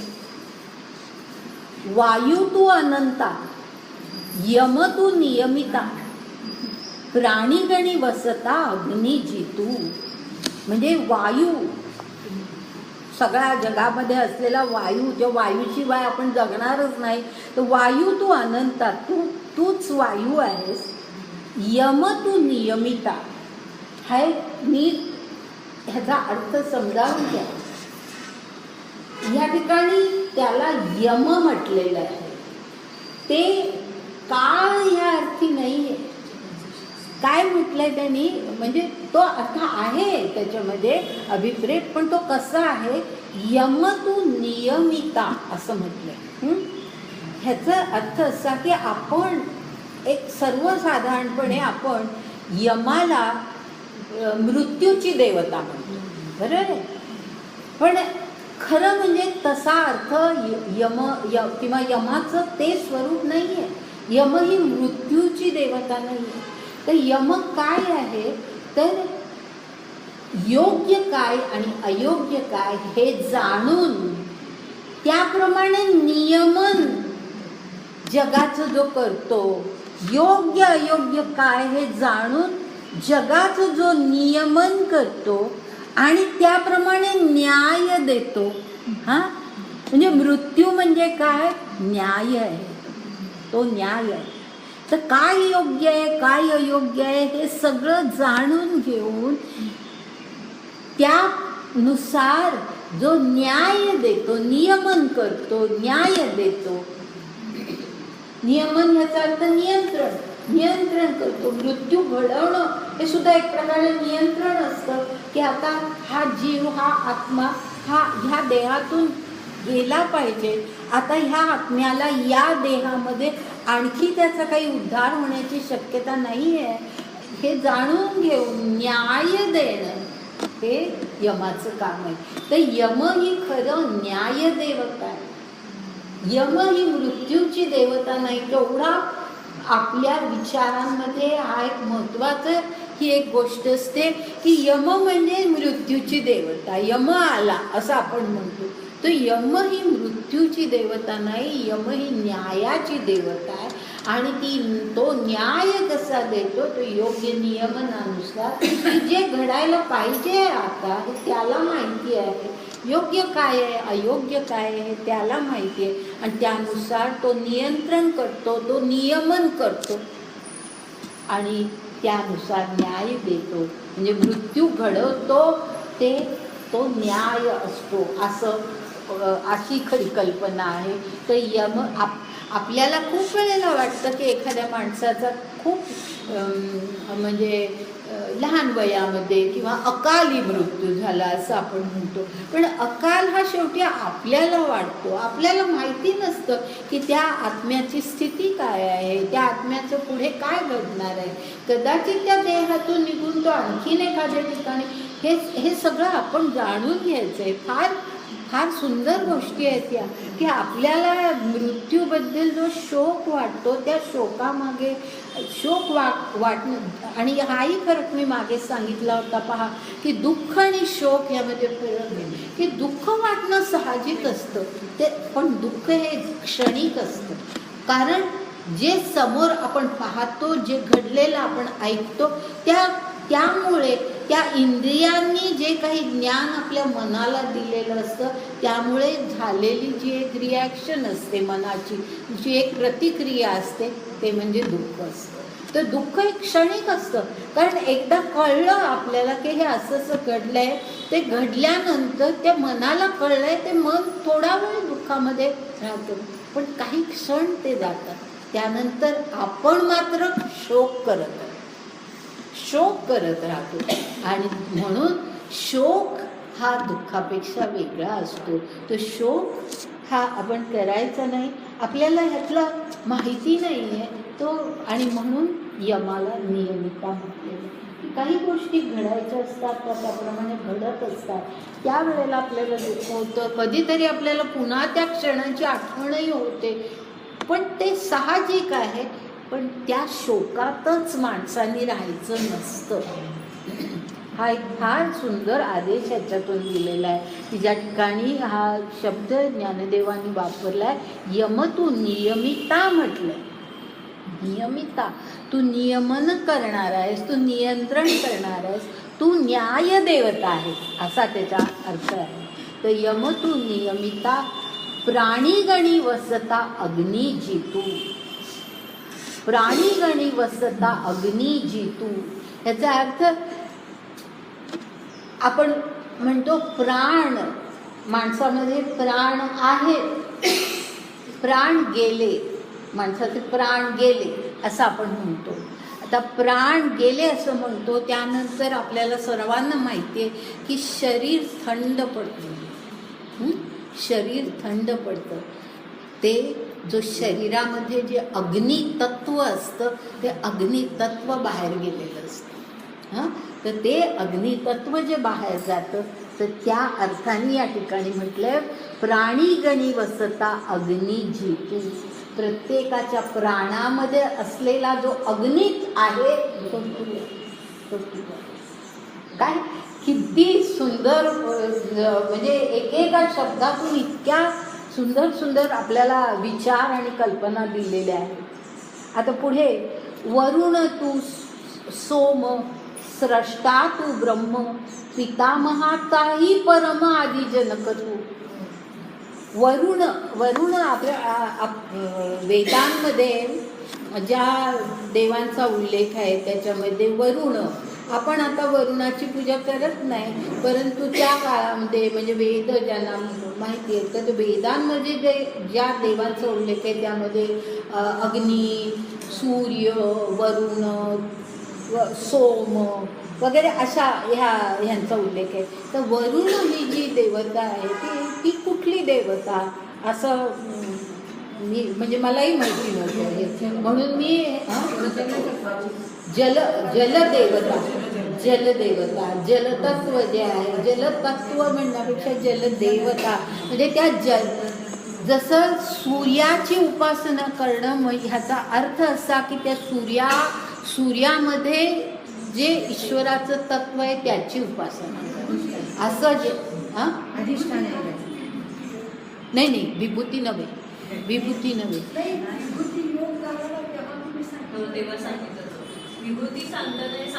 वरुण सांगितलं नाही. सूर्य हे मी आता उदाहरण देते की सूर्याचं उदाहरण देते आणि त्याच्याकडून वरुणाकडे वळते की सूर्याचं उदाहरण अशासाठी दिलं मी की सूर्याची आपण उपासना करतो त्यावेळेला आपण त्या सूर्यामध्ये जे ईश्वरी तत्व आहे त्याची आपण उपासना करतो. त्या भौतिक सूर्याची उपासना जी माणसं करतात त्यांची जाणीवेची पातळी अत्यंत कमी प्रतीची असते, हे लक्षात घ्या.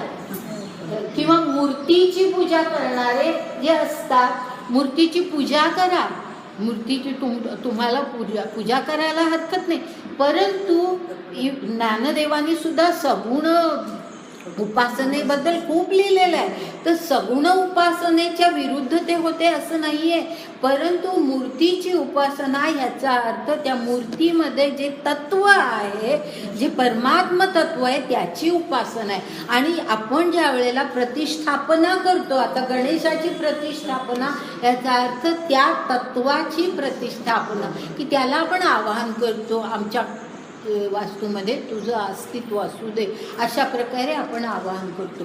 तर असं ह्या प्रत्येक देवतेच्या मागे ईश्वरी तत्व आहे, ही कल्पना आहे. आणि आता वरुणाचा जो उल्लेख मी करते म्हणून मी ही उदाहरणं दिली, सूर्याचं सुद्धा म्हणून उदाहरण दिलं. आता वरुणाचं हे आपण वरुणाची उपासना करत नाही, आपण त्याला देव म्हणून आपण उल्लेखही कधी आपल्या ह्याच्यामध्ये येत नाही, परंतु वेदांमध्ये हा होता. आता जर आपण ही पूर्वीचे ग्रंथ वाचले, रामायण वाचले, तुम्ही रामायण वाचत असताना पहा असे काही उल्लेख आहेत की ज्या ठिकाणी असं जलदेवता बाहेर आली. महाभारतामध्ये सुद्धा असे उल्लेख आहे की सागरातून देवता बाहेर आली, रामायणामध्येही आहे की ती देवता बाहेर आली. ह्याचा अर्थ असा, त्याचा खरा अर्थ असा की त्या जलामध्ये हा वरुण देवता आहे, ते तत्व आहे, ते तत्व आपण त्याची मग ती जलदेवता आपल्याला त्यावेळेला सहाय्याला येते की रामाला सहाय्याला आली ती जलदेवता पुढे समुद्रातली, की अशा प्रकारचे हे जे उल्लेख या ग्रंथांमध्ये आहेत ते म्हणून मी वरुणाचा उल्लेख केला की वरुण ही देवता आपल्याला माहिती नसली तरी सुद्धा रामायण महाभारतातले असे उल्लेख आपल्याला माहिती असतात, पण त्याचा अर्थ आपण लक्षात घेत नाही. त्याच्या मागे हा अर्थ असतो की त्या सागरामध्ये, त्या नदीमध्ये, त्या जलामध्ये जे देवतत्व आहे ते वरुण आहे आणि ते आपल्या सहाय्याला आहे. आणि त्याची ती म्हणजे नदीची उपासना केली जाते. पहा, सागराची उपासना आता हे कोळी लोक सागराची उपासना करतात, त्याचा खरा अर्थ सागराला ते त्यांच्या कुठल्याही संकटापासून वाचवण्याची प्रार्थना करतात, पण ती उपासना ही खरं त्या देवतत्वाची असते. तर आज हे ज्यांना ही आणि म्हणून मी हे कधी ह्याचा उल्लेख केला आहे की नाही माहीत नाही, परंतु हे नेहमी आता लक्षात घ्या. ह्याच्या पुढे आपलं आपले हे विचार अधिकाधिक प्रगल्भ होत गेले पाहिजेत. आणि त्यासाठी आपल्याला हे सगळं जाणून घ्यायचं आहे की ज्यांची जाणीव अगदी कनिष्ठ प्रतीची असते त्या माणसांना केवळ भौतिक सूर्य कळतो. त्या माणसानं फक्त मूर्ती समोर असली किंवा एखादी प्रतिमा समोर असली, एखादा ओंकाराचं चिन्ह समोर असलं तरच त्यांना वाटतं की हां इथे काहीतरी आहे, आपण नमस्कार करावा. पण ज्यांना निर्गुण तत्वसुद्धा कळू शकतं अशी माणसं, म्हणजे जाणीवेची पातळी जशी आपण आपली उंचावत जाते तसतसं आपल्याला ह्या मागचं जे तत्व आहे ते आपल्याला, परमात्म तत्व आपल्याला जाणवतो. आपल्याला त्या मूर्ती नसल्या तरी चालतात, मूर्तीचे साज शृंगार करा, सगळं त्यांचं सगळं करा, पण त्याच्यामध्ये मनामध्ये भाव असा असू दे की त्याच्यामध्ये जे ईश्वरी तत्व आहे त्याला माझं वंदन आहे, हा भाव आपल्या मनामध्ये असू दे. आणि म्हणून मागे एकदा कोणीतरी प्रश्न मला इथे विचारला होता, कोणी विचारला होता मला आठवत नाही, ज्यांनी विचारला ते असतील तर त्यांना आठवत असेल. मला असा एक प्रश्न विचारला होता की मूर्तीपूजा मग करूच नये का? आठवतं तुम्हाला? असा कोणीतरी प्रश्न विचारला होता. तर तेव्हा मी फक्त एवढंच उत्तर दिलं होतं की मूर्तीपूजा करू नये असं मुळीच नाही. ज्ञानदेवांनी सुद्धा असं म्हटलेलं नाही. सगुण उपासनेला ज्ञानदेवांची पूर्ण मान्यता आहे, कारण सगुण आणि निर्गुण एकच रे, अशी कल्पना आहे ती. त्याच्यामध्ये काही फरक नाही आहे. काहींना निर्गुण जाणवतं, काहींना सगुणच पाहिजे. आपल्या जाणीवेनुसार आपण हा फरक करतो. तर त्यामुळे मूर्तीपूजा करू नये असं नाही, जरूर करावी. तुमच्या मनाला जर आनंद होत असेल तुम्ही करावी, परंपरा आहे म्हणून करावी, काहीही आहे. पण मनामध्ये भाव मात्र असा की त्याच्या मागे जे तत्व आहे त्याला आपण तर म्हणून हे सगळं मी पुन्हा सांगते, पुन्हा काही उदाहरणं दिली, पण मला वरून ह्या तत्वाकडे यायचं होतं म्हणून सूर्यापासून उल्लेख केला. तर असं ही तत्व आहेत, ईश तत्व आहेत, ही परमात्म तत्व आहे. ह्याला वस्तू असंही म्हणतात. परमात्म वस्तू असाही उल्लेख येईल कुठेतरी. वस्तू असा उल्लेख, वस्तू म्हणजे अशी व्यक्त वस्तू नव्हे, तत्व, ही निर्गुण अशीच कल्पना आहे. ते तत्व आहे, ती कल्पना आहे. ते मनामध्ये फक्त आपल्याला जाणवायचं आहे, त्याबद्दल आपल्याला श्रद्धा वाटली पाहिजे. तर असं प्राणिगणी नाही, पुढे वरुण तू सोम, म्हणजे तू सोम आहेस, तू वरुण आहेस. स्रष्टा तू ब्रह्म. स्रष्टा ह्याचा अर्थ ब्रह्मदेव. ब्रह्मदेव ज्यांनी जग निर्माण केलं असं आपण म्हणतो, तो स्रष्टा म्हणजे सृजन करणारा, तो स्रष्टा असा शब्द आलेला आहे, स्रष्टा.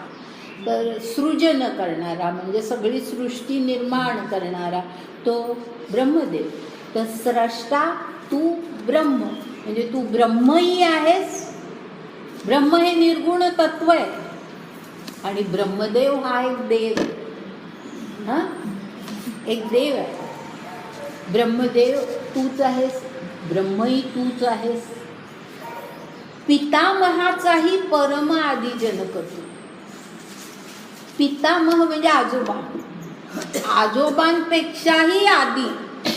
आता आजोबा कोण? पितामहाचाही. आता आजोबा कोण ह्याच्यामध्ये? तर ब्रह्मदेव हे पितामह. कारण का की ब्रह्मदेवानी आधी काही ऋषी, काही अशा काही यांना आधी त्या निर्माण केल्या आणि त्यांच्यापासून पुढे सगळी सगळी उत्पत्ती त्याच्या पुढे झाली. तर त्यामुळे ब्रह्मदेव हा पितामह ठरतो, बरोबर आहे ना. पिता कोण? तर ते जे ऋषी, ज्या आपण गोत्र आपण म्हणतो ना, गोत्र, तर त्या गोत्रांचे जे ऋषी, ते असे निराळ जे ऋषी, ते ऋषी आधी निर्माण झाले. त्या ऋषींचाही पिता कोण होता? तो ब्रह्मदेव होता, म्हणून तो पितामह. आणि त्या पितामहाचाही तू आदी जनक, त्याच्याही आधीचा तू, त्याच्याही आधीचा तू. आणिकही जे जे काही रूप आथी अथवा नाही, तया नमो तुझ तैस याही जगन्नाथा. म्हणजे आता अर्जुनाला काय वर्णन करावं तेच कळत नाही.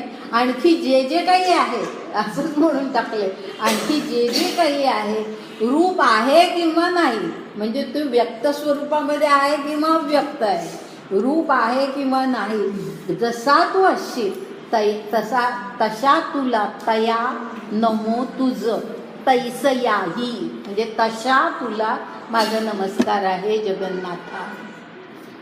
ऐसे सानुरागे चित्ते स्तवन केले पांडुसुते. मग पुढं ती म्हणे नमस्ते नमस्ते प्रभो.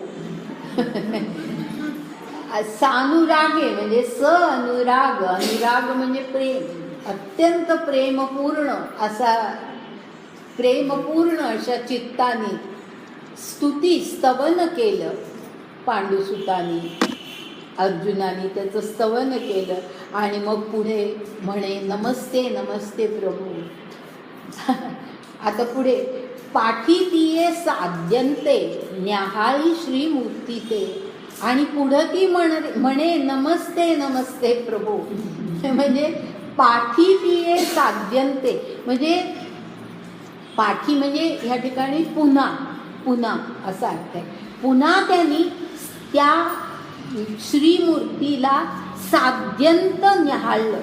साध्यंत म्हणजे स आदि अंत, साध्यंत म्हणजे पूर्णतः त्याला न्याहाळलं, श्रीमूर्तीला पूर्णतः न्याहाळलं. म्हणजे आता त्याच्यासमोर विश्वरूप नाही आहे, आता त्याच्यासमोर आहे ते कृष्णरूप आहे, कृष्णमूर्ती आहे. तर त्या श्रीमूर्तीला त्यांनी न्याहाळलं आणि पुढे ती म्हणे नमस्ते नमस्ते प्रभू. पाहता पाहता प्रांते समाधान पावे चित्ते. आणि पुढे ती म्हणे नमस्ते नमस्ते प्रभू. पाहता पाहता प्रांते म्हणजे त्याला प्रत्येक रूपात, त्याच्या प्रत्येक अवयवाकडे, म्हणजे आता काय विलोभनीय त्याला तो दिसतोय ती कृष्णमूर्ती. त्याला असा काही आनंद झालाय प्रत्येक संपूर्ण त्याच्या त्या रूपाकडे, प्रत्येक त्याच्या अवयवाकडे त्यांनी अत्यंत समाधानी चित्ताने त्याला पाहिलं आणि नमस्ते म्हटलं.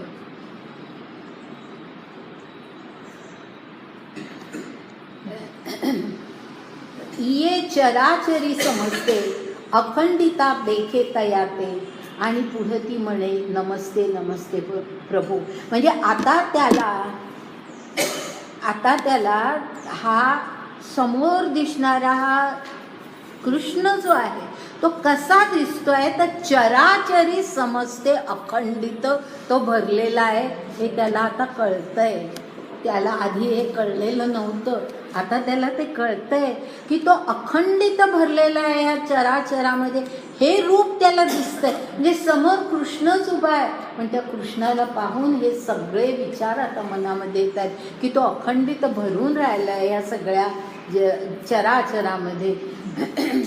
आणि पुढं ती म्हणे चराचर हा शब्द आपण खूप वेळेला वापरतो, पण त्याचा अर्थ नक्की माहिती आहे? चराचर याचा अर्थ म्हणजे काय? बरोबर आहे? नाही, त्याचा अर्थ निर्जीव नव्हे. त्याचा आपण ज्याला स्थावर आणि जंगम असं म्हणतो ना, स्थावर आणि जंगम म्हणजे काही गोष्टी हलणाऱ्या आहेत, काही गोष्टी स्थिर आहेत. चर अचर शब्द खूप वेळा येतो, आपल्याला अर्थ माहीत असावा म्हणून सांगितलं की स्थावर जंगम असा त्याचा अर्थ आहे की काही स्थिर आहे, काही हलणार आहे, असं जे सगळं जग आहे. तर चराचरी समजते अखंडिता देखे तयाते. आणि पुढं ती म्हणे नमस्ते नमस्ते प्रभू.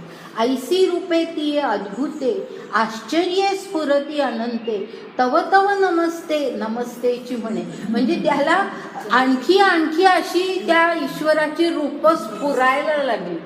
स्फुरणच व्हायला लागलं की अरे हा ईश्वर म्हणजे त्याला आता फक्त कृष्ण दिसतच नाही, त्याची सगळी रूपं आता स्फुरायला लागली आहेत. आणि म्हणून तसं म्हटलंय, ऐसी रूपे तिये अद्भुते आश्चर्ये स्फुरती अनंते.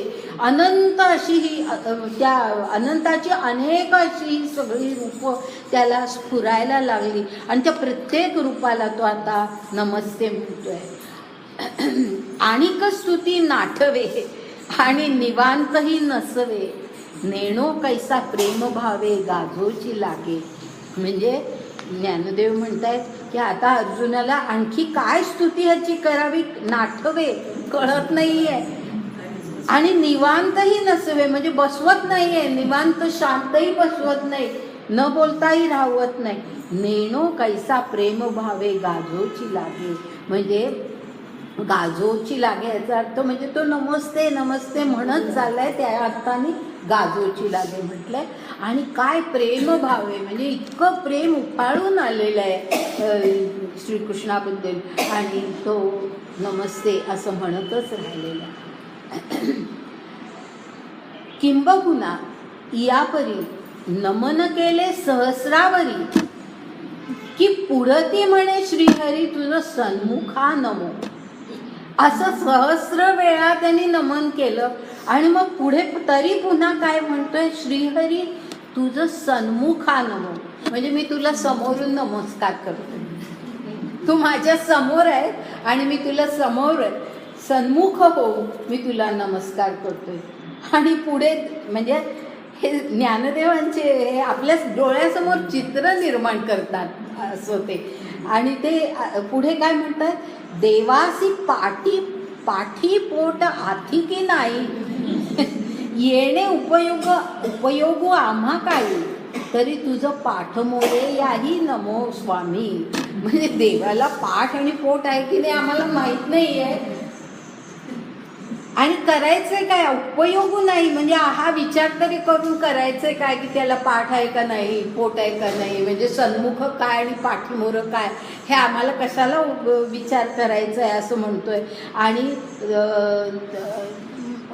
असेल समजा पाठ तर म्हणून म्हटलंय, तरी तुझं पाठीमोरे याही नमो स्वामी, म्हणजे पाठीमागूनही मी तुला आधी सन्मुख झालं, आता पाठीमागूनही मी नमस्कार करतो. उभा माझी हे पाठीसी म्हणून पाठीमोरे म्हणावे तुम्हाला. किती सुंदर अर्थ आहे बघा, उभा पाठीसी, माझ्या पाठीशी तू उभा आहेस म्हणून मी तुला पाठीमोर म्हणतोय, नाहीतर तुला पाठ पोट आहे की नाही मला माहीत नाही, पण तू माझ्या पाठीशी उभा आहेस म्हणून पाठीमोरे म्हणावे तुम्हासी.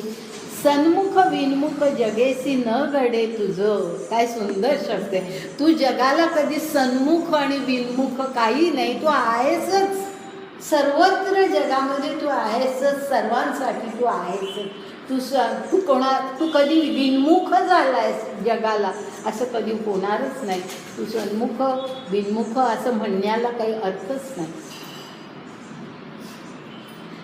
आता वेगळी अवेवा नेणे रूप करू देवा, म्हणून नमो तुझ सर्वात्मका. म्हणजे आता वेगवेगळ्या तुझ्या अवयवांना असं वेगळं मी रूप त्यांचं म्हणजे त्यांचं वर्णन करून तुला नमस्कार मी करत नाही, म्हणून नमो तुझ सर्वात्मका. सर्वात्मका दोन शब्द आहेत, सर्वा आणि सर्वात्मका. म्हणजे आधी जे सर्वा म्हटलंय त्याचा अर्थ असा की तू जगाच्या दृष्टीने सर्व काही तूच आहेस, सर्व काही तूच आहेस. सर्वा याचा अर्थ तो जगाच्या दृष्टीने सर्व काही तूच आहेस, आणि सर्वात्मका ह्याचा अर्थ वेगळा आहे. म्हणजे नाही तर वाटेल की अरे काय तेच शब्द नाही आहे, हे दोन फार वेगळे शब्द आहेत.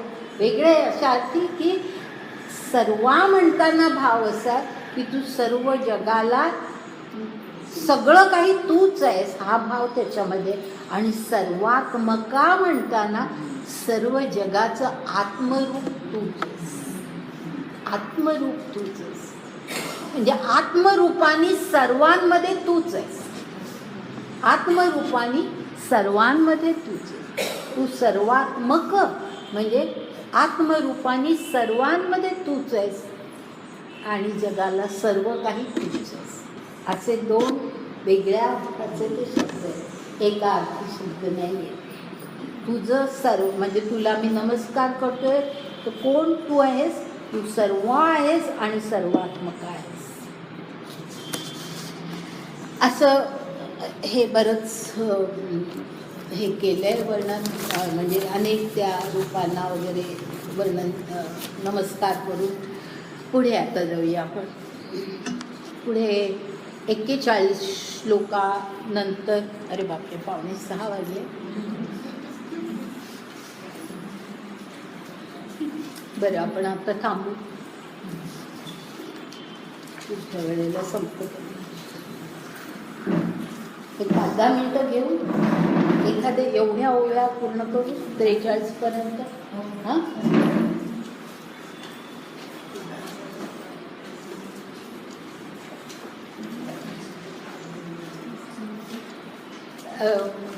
ओव्याच घेत्या.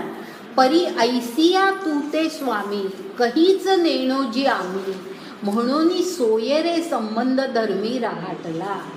म्हणजे हे सगळं काही म्हणून सोये रे संबंध धर्मी राहटला तुझसी. म्हणजे आता अर्जुन असं म्हणतोय की देवा तू असा सर्व काही आहेस हे आम्हाला काही माहितीच नव्हतं. काहीच नेणो जी आम्ही, आम्हाला काही माहिती नव्हतं आणि म्हणून आमच्याकडून फार मोठी एक चूक झाली. काय चूक झाली तर म्हणून सोयरे संबंध धर्मी राहटला तुझसी. म्हणजे आमचा तू सोयरा आहेस, आमचा संबंध धर्मी आहे. सोयरा होता ना तो कृष्णाची बहीण अर्जुनाची पत्नी होती सुभद्रा. तर सोयरे संबंध धर्मी तू आहेस. अशा प्रकारे आम्ही तुझ्याशी राहटला म्हणजे आम्ही तुझ्याशी वागलो आम्ही तुझ्याशी त्या प्रकारे वागलो. आहा थोर वावरे जाहले, अमृते सम्मार्जन म्या केले, वारिके देऊनी दिधले कामधेनुते. म्हणजे त्यांनी म्हटलंय आहा थोर वावरे, याचा अर्थ फार चुकलं, फार मोठी चूक झाली. थोर वावरे याचा अर्थ फार मोठी चूक झाली, माझ्या हातून फार मोठी चूक झाली.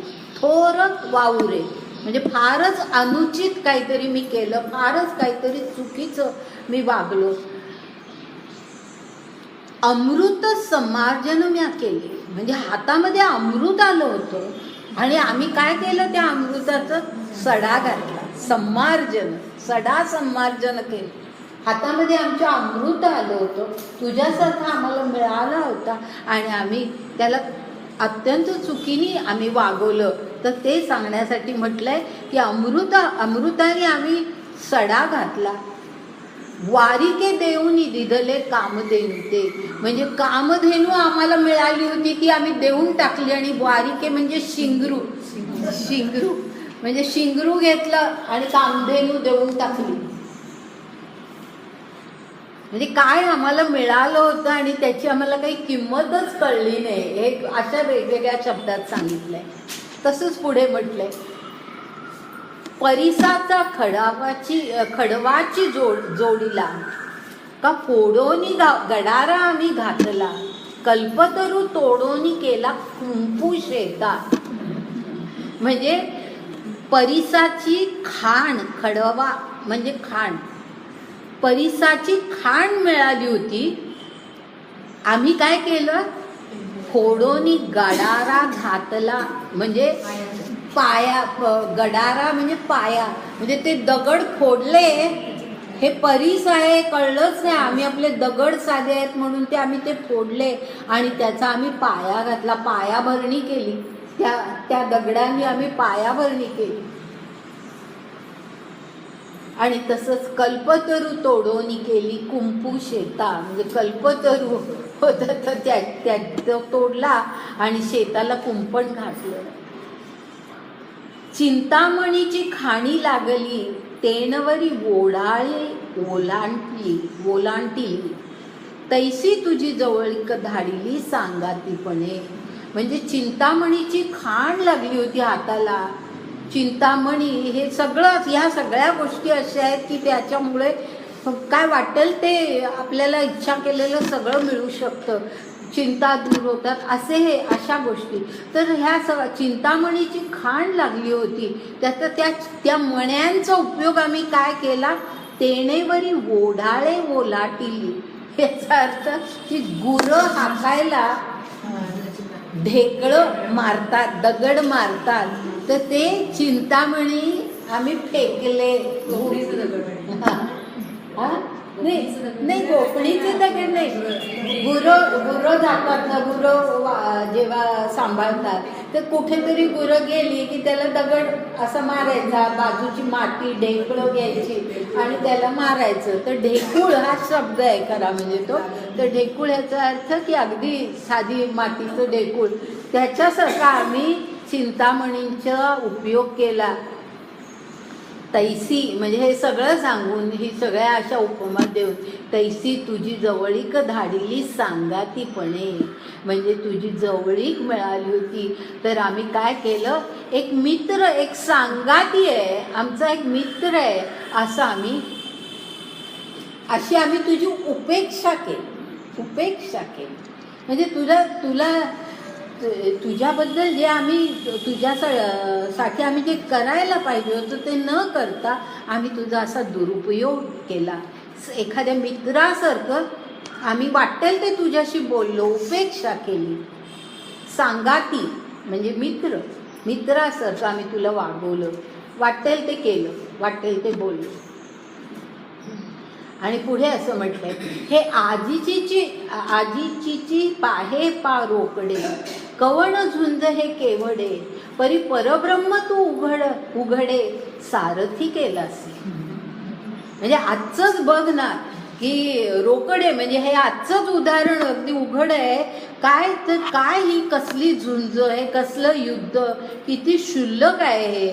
आणि तू परब्रह्म आहेस हे आम्हाला माहितीच नव्हतं. तुझ्यासारख्या परब्रह्माला आम्ही सारथी केलं, माझं सारथी म्हणून तुला मी वागवलं. आणि सारथी जो असतो ना, रथी आणि सारथी ह्यांच्यामध्ये संबंध असा असतो की रथी हा मागे असतो, सारथी हा पुढे असतो. आणि अगदी खूप ह्याच्यामध्ये ज्या वेळेला युद्ध चालू असतं त्यावेळेला रथ इकडे वळव, रथ तिकडे वळव, हे जे सांगायचं असतं ते बोलूनही सांगता येत नाही. एवढा काही प्रचंड आवाज किंवा उल्लेखही करायचा नसतो. तर त्यावेळेला रथी पायानी सारथीला खुणा देतो की इकडे वळव तिकडे वळव, ह्याच्या खुणा रथी करत असतो. म्हणजे सारथी आणि रथी यांचा संबंध हा असा असतो. त्या अर्थाने हे म्हटलेलं आहे की तुला मी सारथी केलं, तू परब्रह्म आहेस आणि तुला मी सारथी म्हणून आणलेलं आहे इथे. म्हणजे माझा पाय मी लावणार परब्रह्माला, ही अशी अवस्था तुझी. आणि म्हणून त्याला उपेक्षा आधी म्हटलेलं आहे की अशी तुझी उपेक्षा केली आहे. पुढे आणखीन एका प्रसंगाचा उल्लेख केला आहे, यया कौरवांची या घरा शिष्टाई धाडिलासी दातारा, ऐसा वाणिजेसाठी जागेश्वरा विकलासी आम्ही. म्हणजे त्याला म्हटलंय की ह्या कौरवांच्या घरी तुला आम्ही शिष्टाईसाठी पाठवलं. कृष्ण गेला होता ना आधी, कृष्ण शिष्टाई त्याला म्हणतात की हे युद्ध टळावं यासाठी कृष्ण आधी गेला पांडवांची बाजू स्पष्ट करायला. आणि म्हणून त्याला आम्ही पाठवलं. आणि कोणाला, तर त्याला काय म्हटलंय, दातारा म्हटलंय. दातारा ह्याचा अर्थ म्हणजे तू सगळं काही कोणालाही देऊ शकशील असा. आणि त्याला आम्ही शिष्टाईसाठी पाठवलं. आणि त्याचं वर्णन पुढे कसं केलंय, ऐसा वाणिजेसाठी जागेश्वरा विकलासी आम्ही. म्हणजे तू दातारा आहेस, म्हणजे तू सगळं काही कोणालाही देऊ शकतो असा तू आहेस. आणि तुला आम्ही विकला, जागेश्वरा म्हणजे तू जागृत दैवत आहेस आणि असा सतत जागृत आहेस. अशा तुला वाणिजेसाठी, वाणिज्य ह्याचा अर्थ तडजोड, तडजोड, त्या तडजोडीसाठी की कौरवांशी तडजोड घडवून आणायची होती आम्हाला, नको होतं हे युद्ध, त्या तडजोडीसाठी, म्हणजे तडजोड हा शेवटी व्यापार झाला ना, की त्या व्यापारासाठी तुझा आम्ही उपयोग केला. अशा व्यवहारासाठी, क्षुल्लक सामान्य व्यवहारासाठी तुझा आम्ही उपयोग केला. तू कोण आहेस? तर तू दातार आहेस, तू मागशील ते देणार आहेस, तू जागेश्वर आहेस. म्हणजे जागेश्वराचा अर्थ की तू जागृत ईश्वर आहेस, सगळं काही तुला माहिती आहे. आणि असं असताना तुझा असा उपयोग आम्ही केला. तू योगियांचे समाधी सुख कैसा जाणचिना मी मूर्ख, उपरोधू जी सन्मुख तुझशी करू. म्हणजे योगियांचे समाधी सुख म्हणजे योगाची जी ज्यांना पातंजल योग किंवा अष्टांग योग माहिती आहे त्यांना माहिती असेल की आपण थोडा पाहिलेला आहे, त्याची कल्पना आहे. त्या आता अष्टांग योगातल्या 8 ज्या पायऱ्या आहेत त्यातली शेवटची पायरी म्हणजे समाधी. आणि समाधीमध्ये एकदा माणूस गेला की अत्यंत शांत आणि अत्यंत सर्व म्हणजे ह्या जगापासून तो अलिप्त होऊ शकतो. अशा प्रकारची शांती, ते पुढे काहीही कार्य तो करू शकतो पण अत्यंत शांततेने करू शकतो. अशा प्रकारची ही वृत्तीची समाधी असते. मी पहिल्यापासून सांगत आले समाधी याचा अर्थ वृत्तीची समाधी आहे. तर असं हे समाधी सुख योगियांचं म्हणजे तुझ्यामध्ये समाधी लागावी असं योग्यांचं हे अंतिम उद्दिष्ट असतं. ते त्यांना सुख वाटतं. सर्वामध्ये सुखाची गोष्ट कोणती तर ते समाधी सुख असं योग्यांना वाटतं. म्हणजे तुझ्यामध्ये समाधी लागावी असं सर्व योग्यांना वाटतं. हे असं तुझं स्थान असताना कैसा जाणीची ना मी मूर्ख, मी हे काही जाणत नव्हतो. आणि उपरोधू जी सन्मुख तुझशी करू. सन्मुख याचा अर्थ या ठिकाणी असा आहे की सर्वांच्या समोर. सन्मुख म्हणजे तुझ्या समोर नव्हे, सर्वांच्या समोर मी उपरोधाने सुद्धा तुला मी बोललेलं आहे, मी तुझा उपरोध केलेला आहे. म्हणजे तुझं काय स्थान आहे की समाधी सुख तुझ्यामध्ये योग्यांना वाटतं असं तुझं स्थान आहे. आणि तुला मी उद्धटपणाने मी तुझ्याशी बोलले. म्हणजे 2 किती विरोधी गोष्टी आहेत. उद्धटपणा, उपरोध करणं, उद्धटपणाने बोलणं आणि अत्यंत शांत मन असणं. हे योग्यांचं मन आहे तुझ्यामध्ये शांत होतं आणि मी मात्र तुझ्याशी सर्वांच्या समोर तुझ्याशी उपरोधाने मी बोललो. म्हणजे आता त्याला सगळ्या ह्या गोष्टींचा पश्चाताप होतो. आता नंतर पुढे पाहू.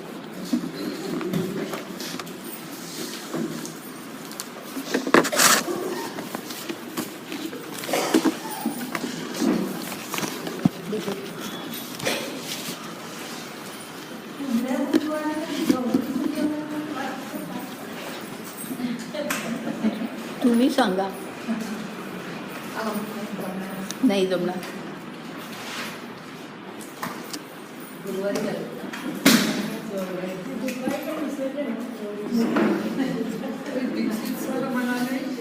दीक्षित सर म्हणाले की फक्त पुढच्या बुधवारच वेळ आहे, त्याचे पुढचे 2 बुधवार मी जाणार. हो ते नाही होत मला. अर्धा तास जरी काढला बायकांनी सगळ्यात तर मला सगळ्यांसमोर. मी आता एकच सांगते की आपला वर्ग तर नाही होणार. म्हणजे आता नको आहे तुम्हाला म्हणून ना, माझी काही हरकत नाही आहे घ्यायला वर्ग.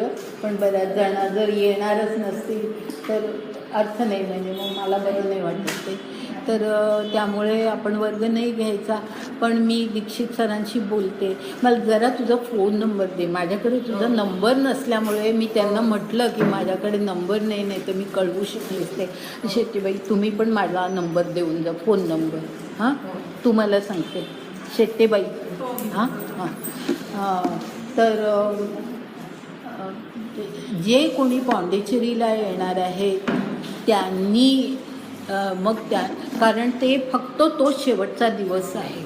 तर मग जर समजा असं असेल की आपण बुधवारी जमलंच पाहिजे असं नाही, आपण त्याच्या आधी एखाद्या ठिकाणी कुठे जर जमू शकत असलो तरीसुद्धा मला चालेल. तर फक्त जे कोणी येणारे आहेत त्या सगळ्यांनी मात्र आलं पाहिजे त्या दिवशी. जे कोण तुमच्याबरोबर, तुम्ही तिघी आहात ना कोणीतरी? आम्ही चौघी आहोत, पण वंदन नाही येत. बरं ठीक आहे, पण तू क्लासला न येणारी मैत्रीण आहे. चालेल ना, असू दे. आणि 8, मग तुम्ही 4 जण आहात ना? या दोघी आणि आम्ही 4. नाही, 8 जण. त्या चौघी असतील तर तुम्ही चौघं आहात ना, म्हणजे 8 जण झाले ना. 8 जण. तर तुम्हाला चेक द्यावे लागतात दीक्षितांना, कारण ते त्यांना तिथे पाठवायचे का नाही, ते तुम्हाला ॲड्रेस देतात, अकाउंट नंबर देतात. तर अगदी थोडा हे आहे, पण मग आपण इथे नाही जमू शकणार. चालेल का हो? आम्ही थोडा वेळ इथे आलो तर चालेल? कारण कुठे जमायचा मोठा प्रश्न आहे, नाही तर मग माझ्या घरी आहे. ते नाही आहेत, 2 आठवडे ते नाही आहेत. आणि आता हे एकदा ते ह्याचं अकाउंटचं सगळं व्हायलाच लागतं आधी. तुम्ही दोघी मला नंबर देऊन ठेवा, मग मी दीक्षितांशी आज बोलते आणि त्याप्रमाणे तुम्हाला दोघींनाही कळवते की जर समजा दिवस, तुम्हाला कुठला दिवस चालतोय? रविवार. गणपती आणि गौरीच्या मध्ये आहे. रविवार चालेल का तुम्हाला? चालेल का शेतीबाई? मग तुम्हाला कधी जमेल?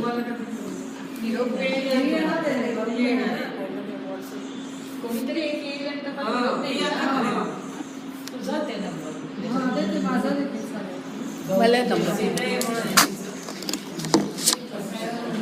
हां, आधी पसायदान. फक्त हा निरोप महत्वाचा होता म्हणून मी आधी घेतला.